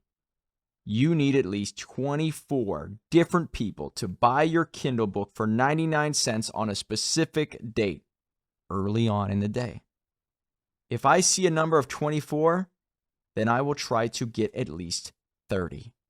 You do not want to come up short. It's the worst feeling ever. I recommend you overdo it. Remember, there are many people all over Amazon, some with many more resources than you, playing the exact same game. It's your job to win. There is no trophy for second place. Note, this is only relevant if your account is USA-based and your buyers are USA-based. Amazon calculates books differently among countries. Log back into KDP, click on and adjust the categories. Now it's time to do the push. Leverage your network. Send the great news across your entire network and let them know about your upcoming book. It's all about velocity, leverage, positioning, and timing. That is the recipe. After you hit number 1, there is a likely chance they will push your book to people that fit the target audience, hence generating sales for you. Once you hit number 1, it'll look like the picture in this book. You will be featured as the number 1 bestseller in that category, and it is an amazing feeling. Pro tip: avoid doing a pre-sale promotion of the book because that will take away your control of the timing. It's all about the 3-hour push. Adding more. After you hit number 1, add the prestigious bestseller badge to the cover. Congrats, you now have something that most people will never have, a best-selling book. Now you can raise the price. We recommend $7.99 for the Kindle, $14.99 for the paperback, and $19.99 for the hardcover. Advertise this new edition all over social media forever. Reviews. Regardless of how many you sold during the bestseller push, reach out to the ones who bought your book and ask them to leave a review. Reviews are like helium in a balloon. They will keep you very relevant on Amazon without ad spend and without sales. After the first 3 days of being a bestseller, it is time to take your attention away from Amazon and start putting the energy on your funnel and the website. That's where the real money is created. See an example at milliondollarbookpro.com. Money made via Amazon. When it comes to payment, if you have chosen to go through the regular Amazon-only distribution channels, you will end up earning approximately 60% of the list price as your revenue. Since the royalties for Kindle, paperback, hardcover, and audiobook are all different, I keep it very basic and usually say it's about a 50-50 split. SEO. Amazon is extremely valuable to Google. This means that if someone Googles your name, your book pops up at the top of the search page, allowing you to have more exposure and possible leads to come your way. Being a best-selling author automatically makes your name SEO friendly. The key thing to remember here is that as soon as you acquire the best-selling badge, update all your bios across all of social media platforms, websites, and any profiles that you may have. Take screenshots, take a selfie, and add the icon, and do whatever is necessary to promote yourself and your achievement out there. You can use it today, tomorrow, or even 6 years from now. Once you become a bestseller on Amazon, you are a bestseller for life. Frame the book and put it in your office. It looks amazing on camera. Now the fun begins. You see, when you become a bestseller, there are certain doors that fly open for you. Opportunities will come your way and pay you dividends, the likes of which you would not have even imagined just 1 year prior. The day I became a bestseller, I knew my life was no longer going to be the same. To me, it felt like I just ended up getting a chainsaw that allowed me to cut through the noise and pave the way for opportunities that most couldn't even dream. I had a chainsaw while others had a hatchet. The bestseller was my weapon. The world treated me differently. I treated me differently. My confidence level changed. I started speaking more coherently. My words were more refined, clear, and concise. Get the badge and start joining more groups. Your calling card is ready to be distributed. The game. Everything is a game, including the New York Times bestseller list. We know people who do that for celebrities all the time. It's the same system that we implement for Amazon, but just at a much higher level with more money on the table. One of our affiliates offers that package. It's roughly $300,000. Got big plans and deep pockets? Then it might be worth it for you. What I'm trying to say is everything is a game, and all games can be won. Looking back, I bought my first 4-unit building in 2008-2009. In retrospect, I realized how I made a catastrophic error. I should have put a book together right away after that accomplishment. I could have wrote a book called The Investing Playbook, What I Learned from My First Investment Property. That would have elevated my name significantly in the real estate world and garnered lots of attention. It might have saved years of struggle. Lesson: don't waste accomplishments. Use them to grow and help others grow. A best-selling book is a major accomplishment. Share what's inside the book with pride. Those in motion stay in motion. Audiobooks. Why do you need one? Studies show people are shifting more towards audiobooks as these are extremely easy to access. People can be on a flight, driving their cars, resting, eating, doing whatever. And they don't have to break away from learning from you. Your voice is extremely powerful, whether you know it or not. While you are already going to establish a relationship through your content, what's more powerful is establishing a relationship through your voice. People find it far more appealing to have the author read out the message to them as opposed to them reading the entire book on their own. They are able to put a voice to the author. As of the publication of this book, audiobook sales are eclipsing ebook sales. The demand is growing every year. How to get started? You can go to acx.com where you can upload your audiobook. Of course, you will need to first record the audiobook in your voice. All you need is the right equipment and the right producer to get the perfect sound quality. You can either buy the equipment yourself or you can pay a visit to one of your local studios and get your audiobook recorded by a professional audio technician. We also have connections to help you get your audiobook done without using your voice. Contact us at milliondollarbookpro.com if you are interested. Once it is done and uploaded, ACX takes around 14 days to approve the audiobook file. It is a gateway to Amazon's Audible books. Once it is approved, it will be linked to your book. Now you will have your book available in Kindle, paperback, hardcover, and Audible. Post bestseller steps. Create the funnel. A sales funnel is a marketing term for the journey that potential customers go through on the way to a purchase. There are several steps to a sales funnel with one goal of establishing a relationship, especially a buying relationship. When resources are given up to acquire something, even if it is $7, it strengthens a relationship. Sacrifice of a resource leads to a higher level of interest. This automatically leads to a stronger relationship. When you have a strong relationship with a buyer, you tend to have more influence. That means the buyer respects your experience and advice a little bit more, leading to a greater chance the buyer becomes a long-term customer or tribe member.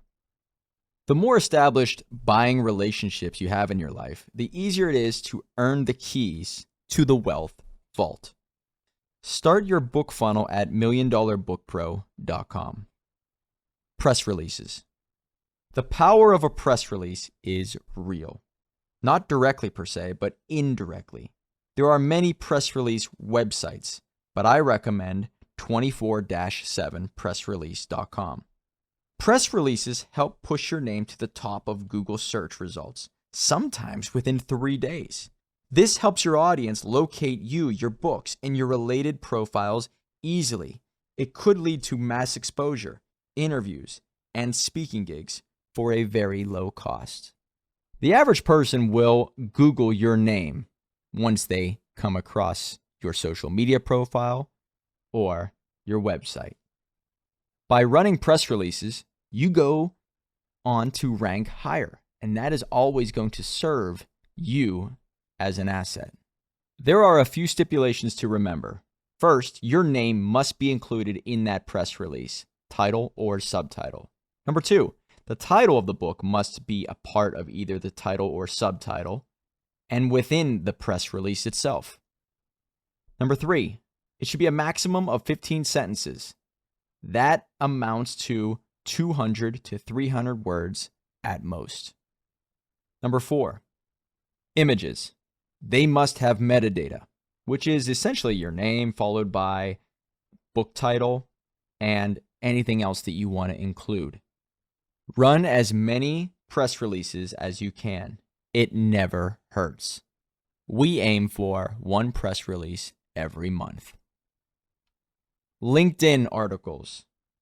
A great approach would be to tie in your LinkedIn articles. Why LinkedIn? Well, because it has a great relationship with Google, meaning that if you do something via an article, it becomes searchable on Google relatively easily. Whenever you search for a person, you can evaluate if a person is credible with the number of articles, websites, mentions, and pictures that come up. Make it easy on your audience to see your relevance. Boost social media presence. Your social media game should be wild. You might have already been running cover contests and talking about it, but now is the time to get 100% real. Get creative. Ask your audience to buy the book, leave a review, take a picture of themselves with the book, and publish it on their profiles. This is marketing by proxy. You can also ask them to send their pictures to you, which you can use later in your press releases, YouTube videos, and many other social media platforms. Promote those who promote you. Reward people for talking about your book. If you do this, I will invite you to a special webinar. If you take a picture with your book, I will do this for you. Whatever that may be, encourage your readers to become an active part of a community that you have started building. You can also deploy your social media tags. For example, if I were to promote this book, I would use #Million$book and would keep an eye out for anyone who used the same tag. Other strategies with your book. Host giveaways, raffles, gamify your book. Use it as a bonus. For example, join my program and I will give you a copy of my book. Sam Kunert leaves a copy of his book Game Changer in random areas. Then he broadcasts it all over social media. Scott Orson, the red suit realtor, has a lot of fun promoting his book, Suited for Real Estate Success, with music, humor, and pure energy all over his Instagram account. Annie Vogt, who wrote Wake Up and Live, uses her book as an add-on to her personal transformation journey. As she inspires her followers, they become more curious about her life, which they can read all about in her book. All of these people use their books as an extension of their personal brands. Being an author gave them reasons to boost their social media presence. Writing a book gives you a reason to get loud on social media. Podcasts. I cannot emphasize enough the importance of having a digital asset these days, and podcast happens to be just that. It is only going to serve you with more exposure and benefits if you end up creating a podcast that is directly in alignment with your book. Furthermore, having a podcast will go on to become a part of your portfolio. It allows people to see that you are someone that is well-informed, serious, committed, and connected. That's how you go on to attract attention from the niche that you eventually aim to target.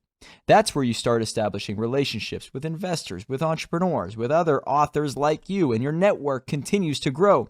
You reach out to more people through them, and all of this goes on to add to your already established credibility. With time, you will start selling more books, start getting more reviews, and above that, you will start generating more leads for your business and services.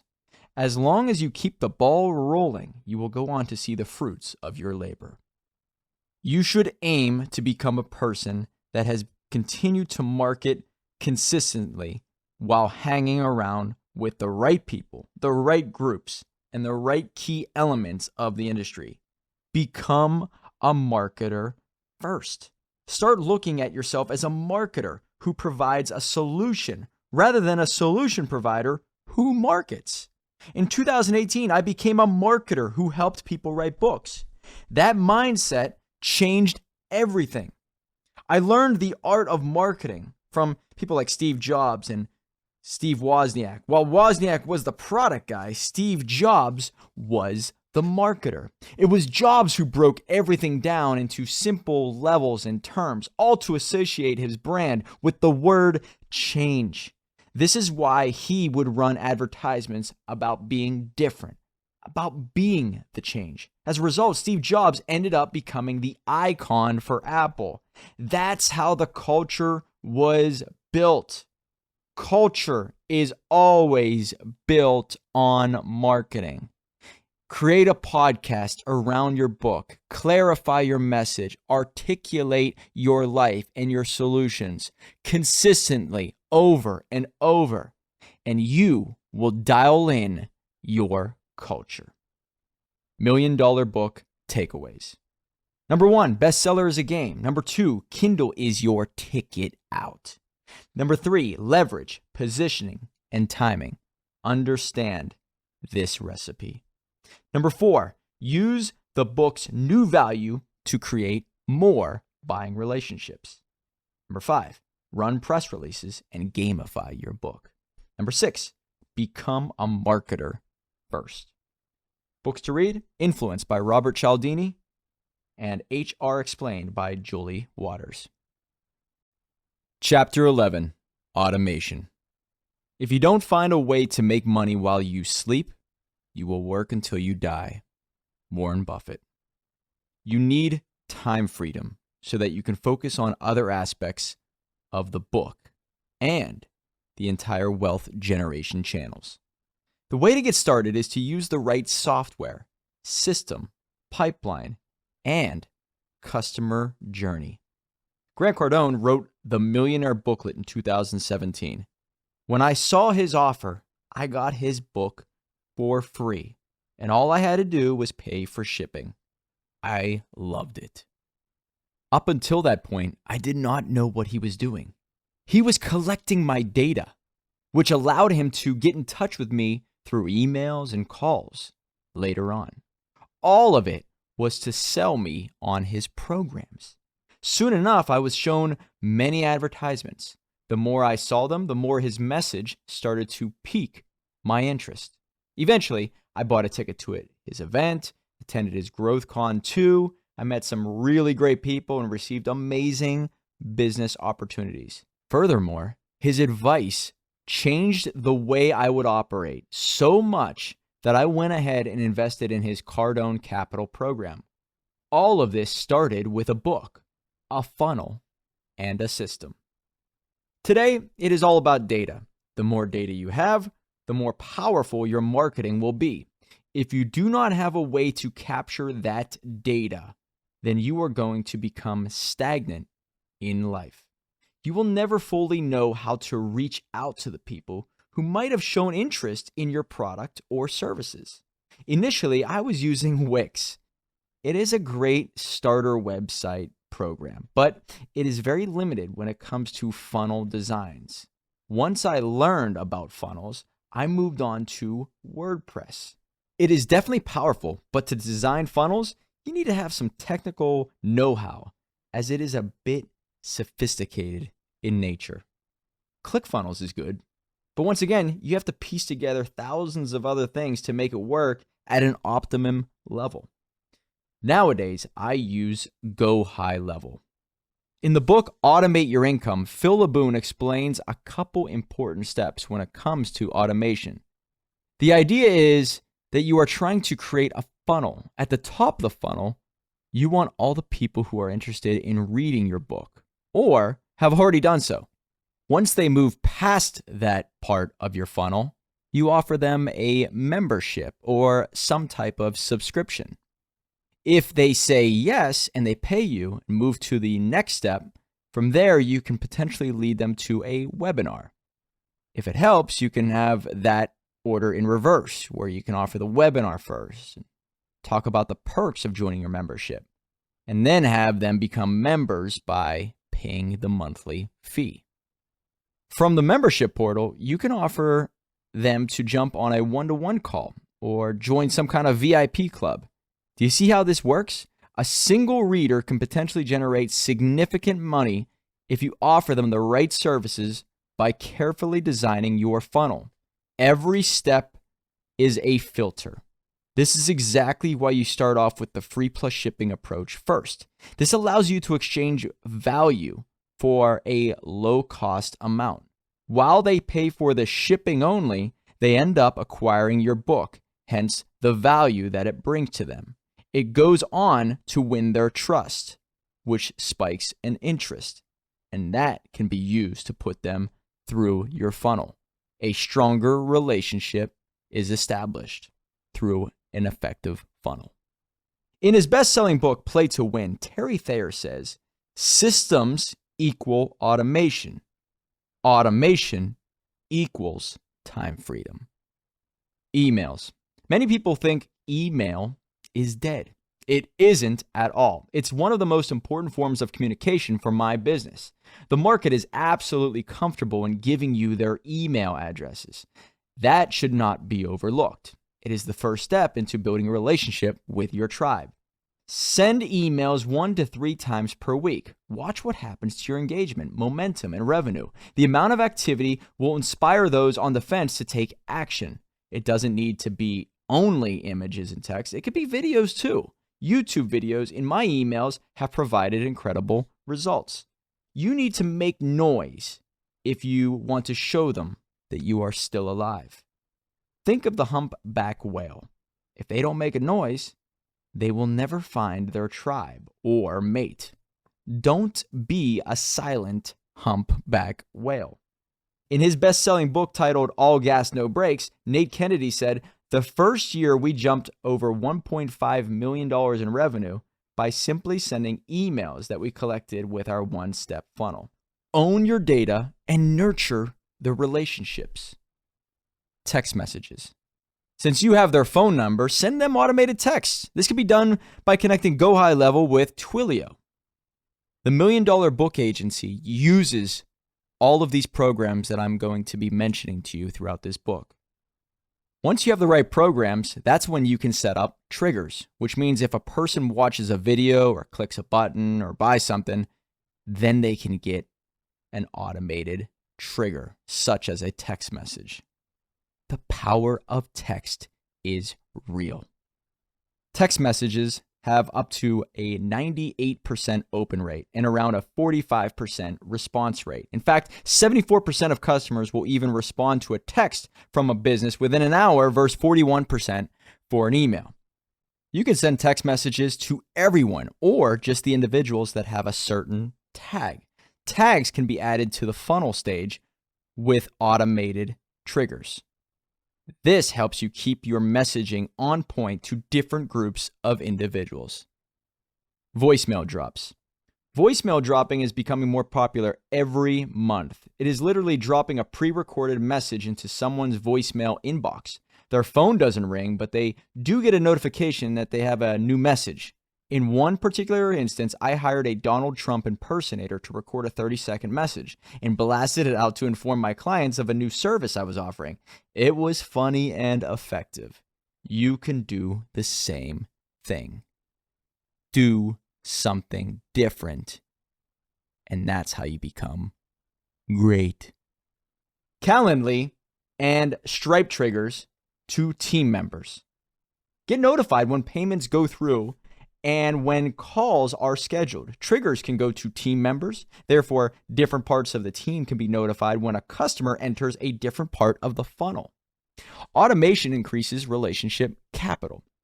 The goal is to nurture your relationships and having a cleaner process for you, your team, and your clients. More touch points can help you build more relationship capital.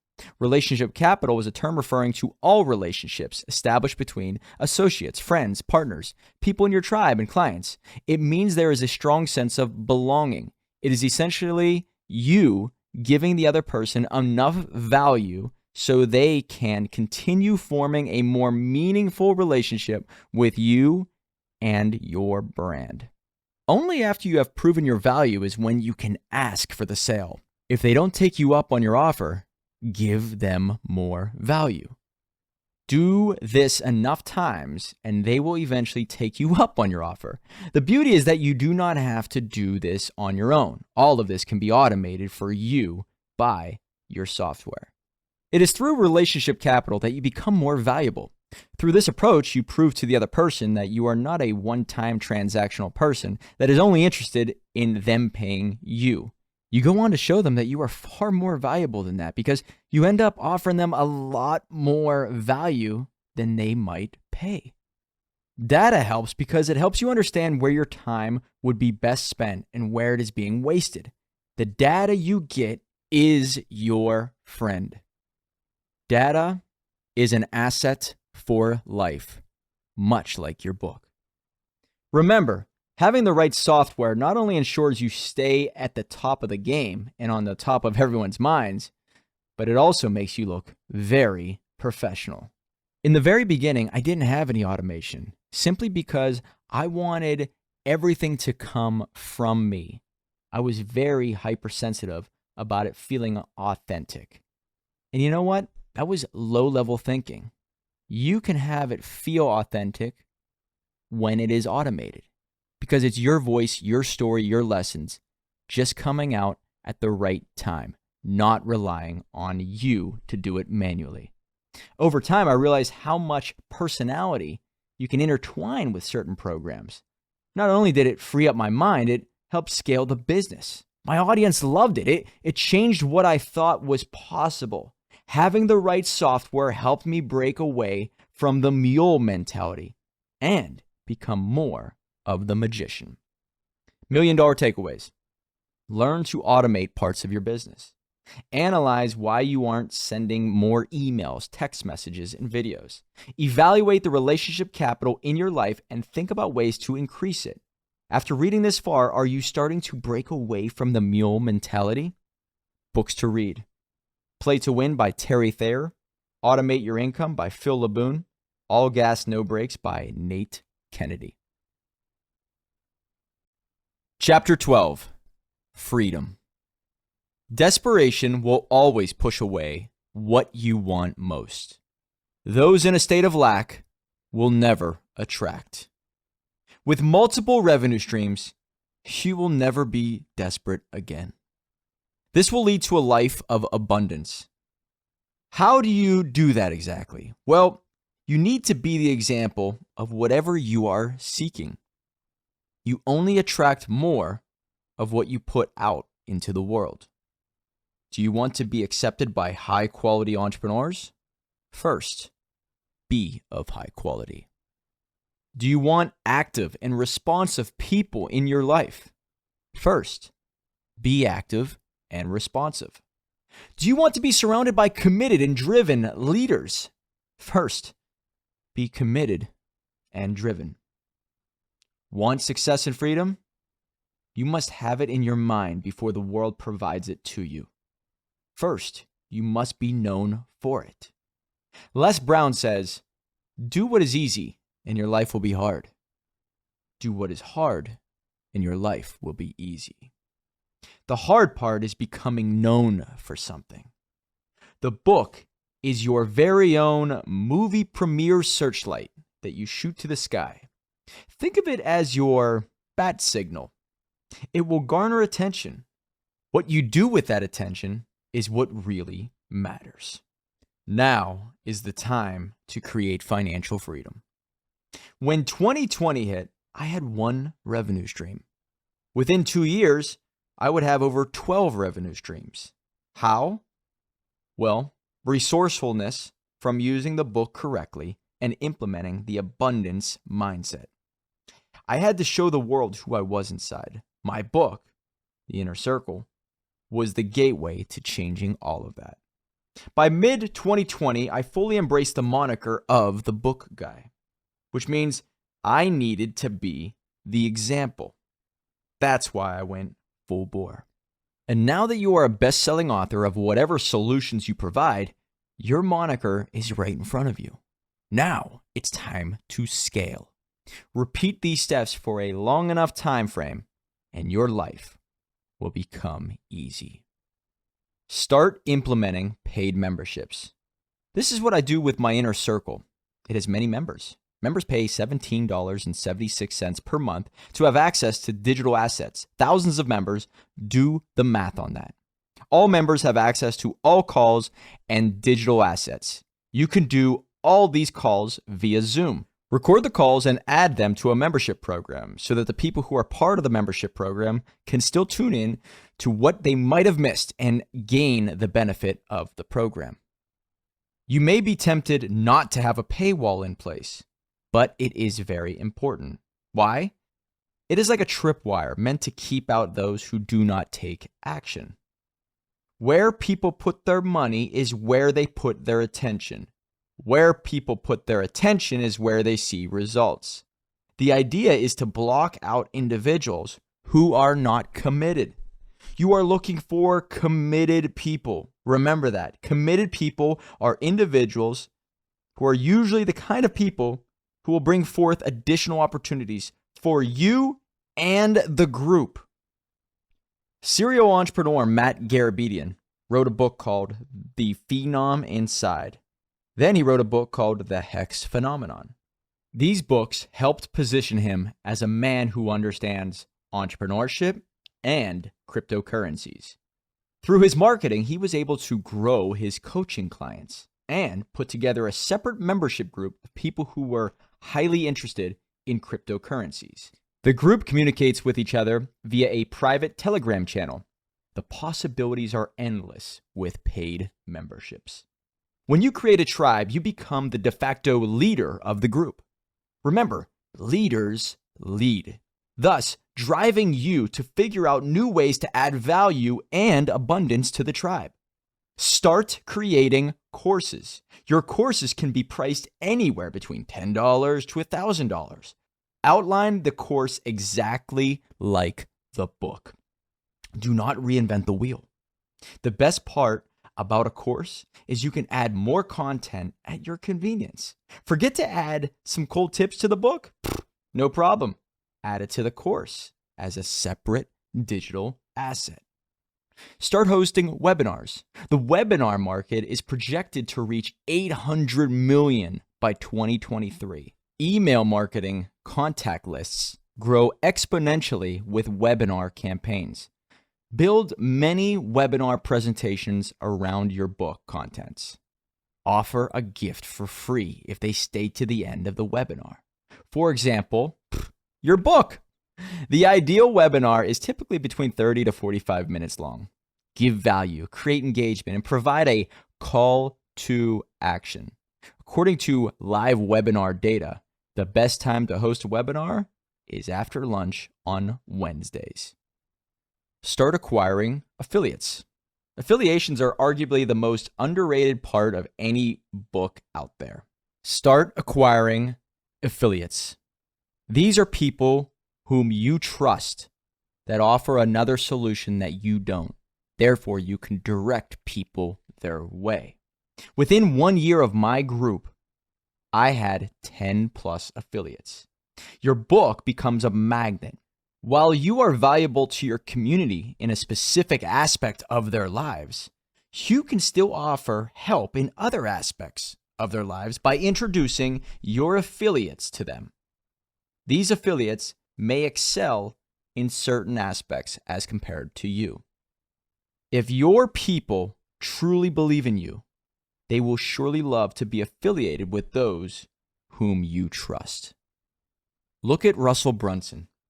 His breakout started to happen when he began working with Tony Robbins. Since everyone trusted Tony Robbins, they automatically started trusting Russell Brunson. That is the power of proximity. The stronger you become, the more of a magnet you are for valuable people. What you will be doing is being of service to the many. And if you recall, service to the many leads to greatness. You need to be constantly asking yourself how you can be of service to those in your community. That's where your affiliates come in. You generate business for them, and they will compensate you for that. Direct connections via email or text, affiliate links, or even the straight up honor system can be how you implement referral payments. Start an event. This book of yours can be its very own event. The amount of money generated at events is astounding, not directly per se, but indirectly through partnerships and affiliations. A perfect example of building an event around your message is Chris Rude, the author of The Source of the Deal. He bought an Airbnb rental. 3 weeks out of the year, he turns that into his mastermind retreat for his group. A cash-flowing asset rental property turned into a mastermind location with like-minded people built from the core values he shares via his social media, books, and videos. See, create a community that sticks within that circle. That way, you end up creating perpetual financial transactions that happen within your community, and they go on to benefit you and help you create wealth amongst the community. Create an event, do some business together, and give everyone a copy of the book. Your affiliates can be a part of the event so they can go on to make your brand more valuable by offering their expertise as well. Apparel.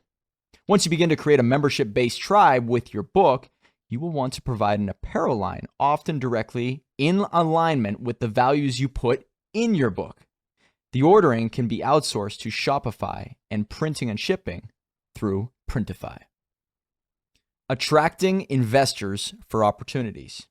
It is easy to raise funds when people know who you are and what you stand for. If you want to make money, you have to help others make money. Make sure the book is clear, concise, and to the point. Then give it to potential investors so they can read the book, learn about who you are, and begin to like and trust you. There can be numerous factors that make you likable and trustable.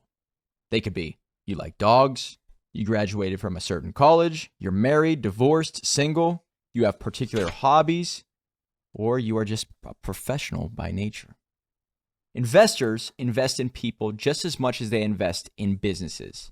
Humanize yourself in the book. Pretty much anything that you mention in your book can go on to attract someone's attention. Even your failures can reflect your character, especially if you learned your lessons, stayed committed, and came back stronger than ever. It's all about character. Did you know the word character comes from the Greek word that means chisel or mark left by a chisel? If you are looking to raise funds, the investors will want to see your character, or shall I say, how you became the person that you are today. How were you chiseled and formed into the entrepreneur that stands before them? Do not hide that. Show them in your book. Your story can raise lots of money if you show them your character. A book opens doors to more conversations. More conversations lead to more comfort, and that leads to an exchange of resources. That's how it works. Whatever business ventures you may have lined up, if the investors resonate with your failures and victories within the book, they are going to be more than willing to come on board with you on your next adventure. Attract opportunities, then attract investors. The more investors you attract, the easier it is to find the opportunities. Offer additional tools and products. People want to know about the tools and resources you currently use, so it's only right to share them with the others. You can white label certain tools, programs, and systems and offer it to your readers and your community. This will yield more unity, more money, and a stronger community. Always be in create mode. As you keep learning what works, you can turn back to your contact list and say, check this out. I am using this. This is amazing. Speaking at events. Here's a fun fact. Best-selling authors get paid more than non-authors to speak at events. Ship your book to event organizers right away. Get on their radar. Be of service to your affiliates, and they may even have you speak at their events. The more you speak on stage, the more influence you obtain. The more influence, the more games you can get invited to play. The more games, the more you will win. Great speakers know how to keep and hold other people's attention. Attention equals money. Steve Jobs famously said, "The most powerful person in the world is the storyteller." The more you write, the better of a storyteller you become.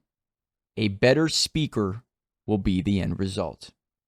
During Steve Jobs' product demos, he would often explain his new products in the likes of the hero's journey. The 7-step process below is how he made such an impact on his business, consumers, and investors. Duplicate it for your speeches, and your book will boost your bottom line. Number 1, use a hook, a statement to draw the audience in. Number 2, create a build-up. Set context by using comparisons.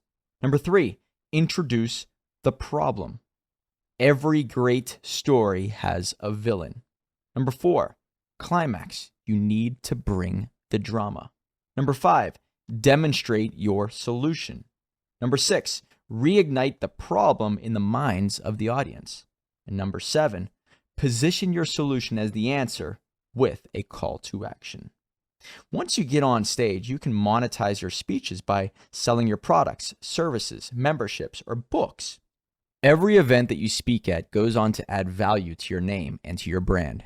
The longer you do it, the more you should be paid. The goal is to start monetizing your time. Whatever you attend, wherever you speak, you must monetize your time. Turn these events into income streams, directly or indirectly. Whatever is interesting ends up being pursued. Therefore, if you are not living an interesting life, people will rarely pay any interest to you or what you have to offer. You must always be the example. Promote, promote, promote every event that you attend. Through these speaking events, you end up meeting new people, gaining more relevance, gaining more credibility and influence, saving money in taxes, traveling is a business expense, increasing your revenue, being more entertaining and exciting, and finding new content to talk about later on.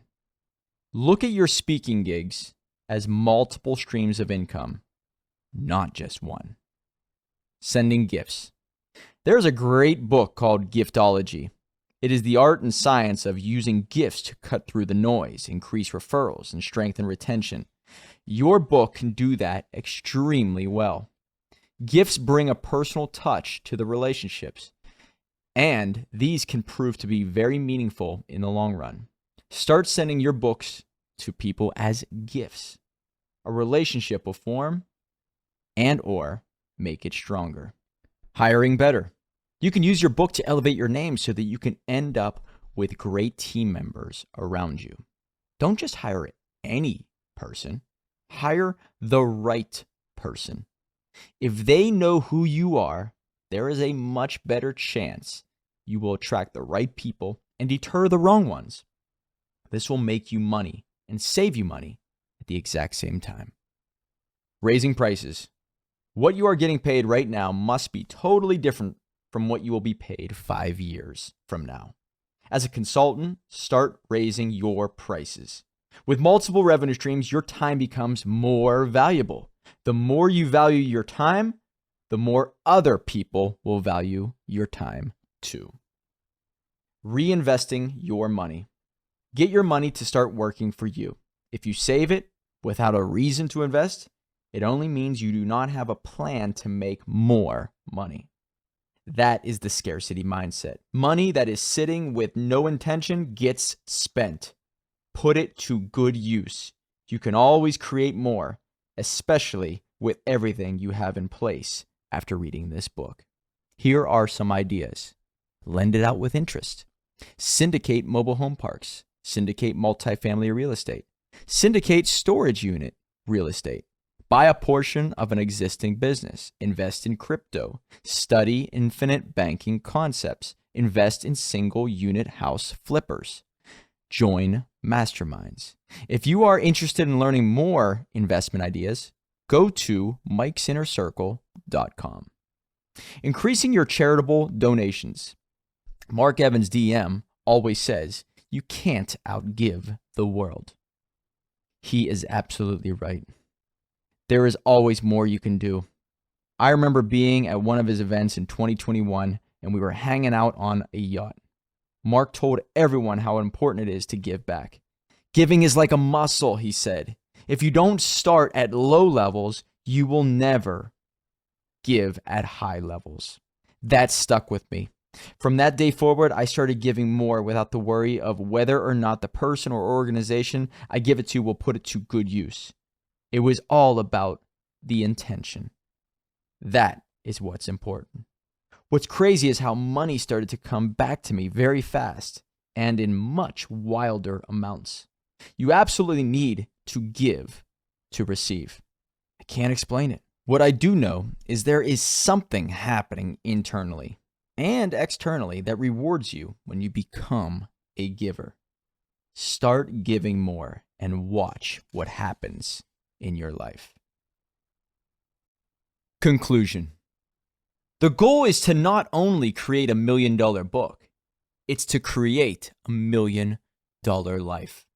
As you could see, this book wasn't just about teaching you how to write a book. It was written to help you create your next chapter of freedom. You're one book away from a new client, a new revenue stream, and a whole new life. The reason I mentioned many other books, authors, philosophers, and psychologists was to showcase the mindset you need if you want to create wealth. Always pursue a wealthy mindset. A wealthy mindset can create an unlimited income, far more than $1 million. $1 million is just a measuring stick. It means you are on the right path. Use the insight within this book to create absolute abundance.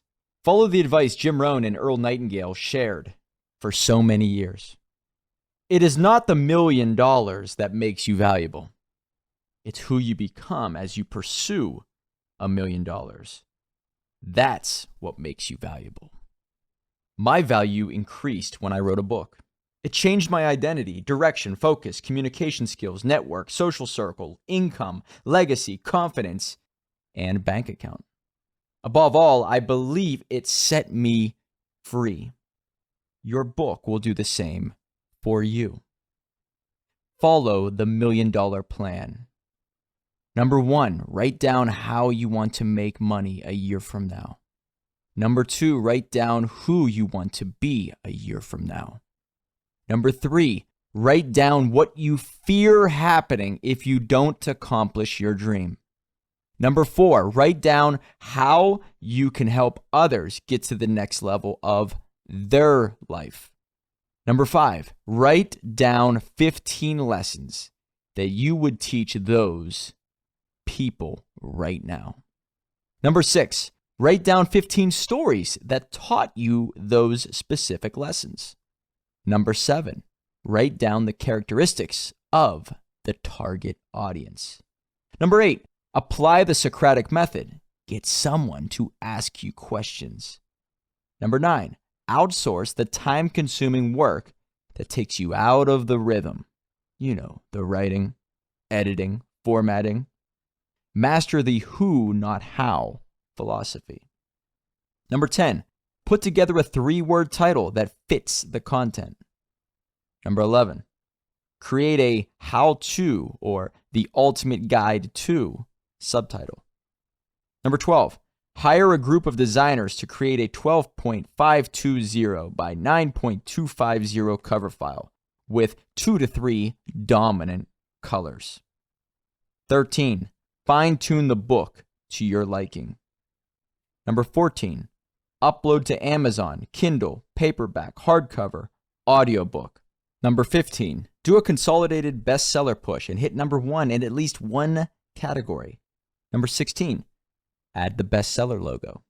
Number 17, raise prices and ask for reviews. Number 18, add the phrase best-selling author to all your bios. 19. Build a simple website, book funnel. I recommend Go High Level software. My company can help with this. 20. Offer the free plus shipping setup. Establish a buying relationship. 21. Nurture leads with emails, text messages, and voicemail drops. 22. Create a course that teaches your book content. 23. Create a membership platform. Build a tribe. 24. Create affiliates. 25. Create a podcast around the book. 26. Run press releases. 27. Send your book to event organizers, podcasters, and influencers. Get exposure as a guest. 28. Build the funnel that ultimately leads to a high-dollar service. 29. Monetize influence by getting speaking gigs, raising funds and awareness, and implementing many revenue streams. 30. Create webinars, free or paid, to showcase content. 31. Create events around the book. 32. Create apparel around the mindset of the book. 33. Make lots of videos around the content in the book and promote it all over social media non-stop. 34. Invest money into assets, masterminds, and other businesses. 35. Create as many revenue streams as you can with all the allies you will make from the book. 36. Give back. 37. Repeat all the steps. Does that sound challenging? Well, it is. But that doesn't mean it's not fun. The challenge will draw the best out of you. It will form you into who you need to become in order to slay the dragon. Create, build, play. Just because something is challenging doesn't mean it can't be fun. It's up to you to keep it fun. Those with a sense of play in their spirit will attract a tribe, more opportunities, and feel completely alive. Having fun with your story will make you want to share it with the readers. If it's not fun, then it is very unlikely you will finish anything. It's like exercising. Often I get tired and exhausted when I go on long runs. My mind begins to say, stop and take a rest. This is painful. However, when I redirect my thinking to, this run is so much fun. I can't believe I get to be outside and enjoy this moment. It seems I can just run way longer without feeling pain. Shifting your mindset to play mode or simply increasing gratitude will help you finish what you start. Exercise, book creation, and life in general must be fun if you are going to stay the course.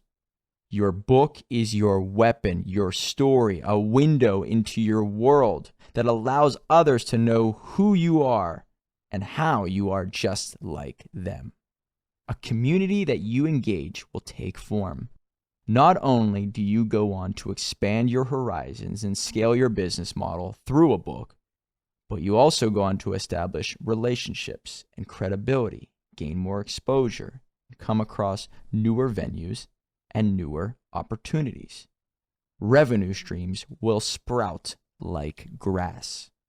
There is nothing that is holding you back except your own limitations.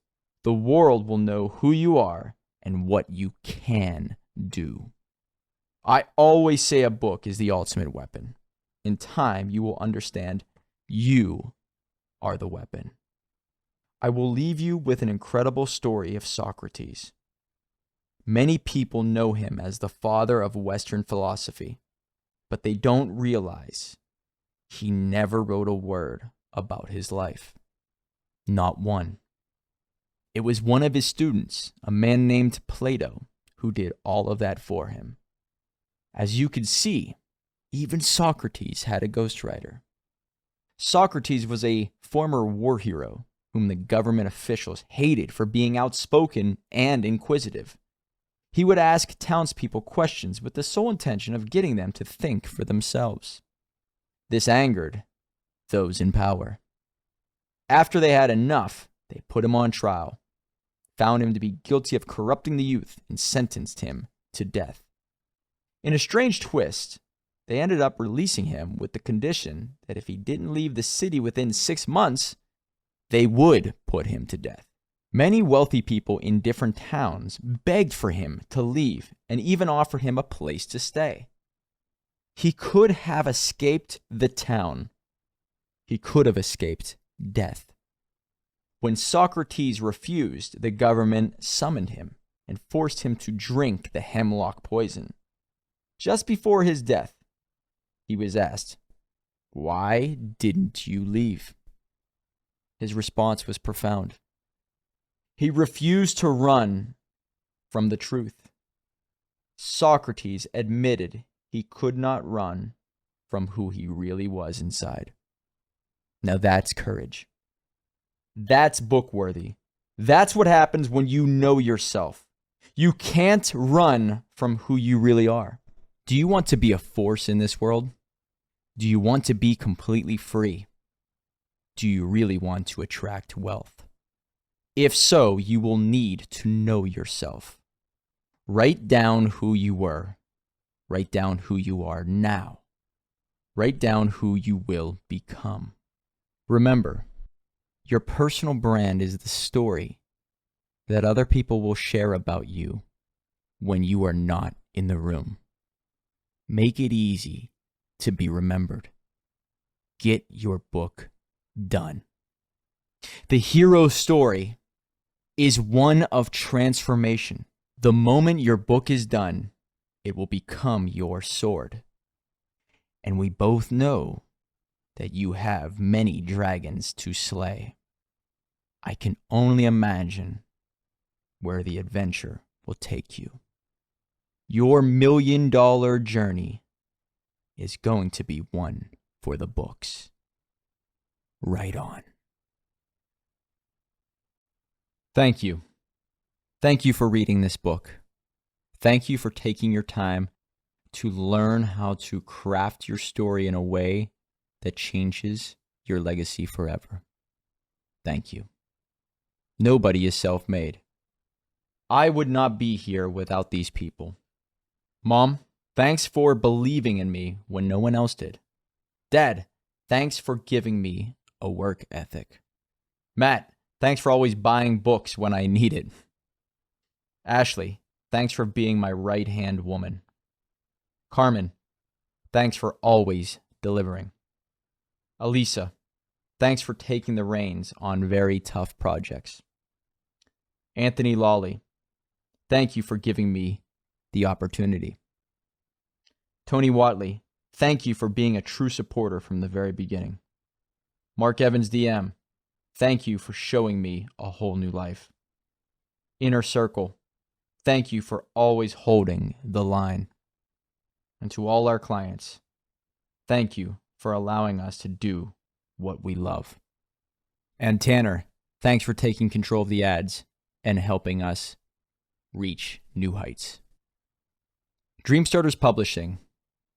Imagine a publishing company that guides you through the entire book creation process, lets you keep 100% ownership of your book, and provides the tools to generate leads, revenue, and attention for your business. The book world seemed to lack speed, fun, and simplicity, so we decided to build a company that satisfied it all. The days of relying on Big Brother and big corporation are over. This is your time. Dreamstarters Publishing, the #1 book creation service for entrepreneurs. A book is only the beginning. Dream, publish, fly.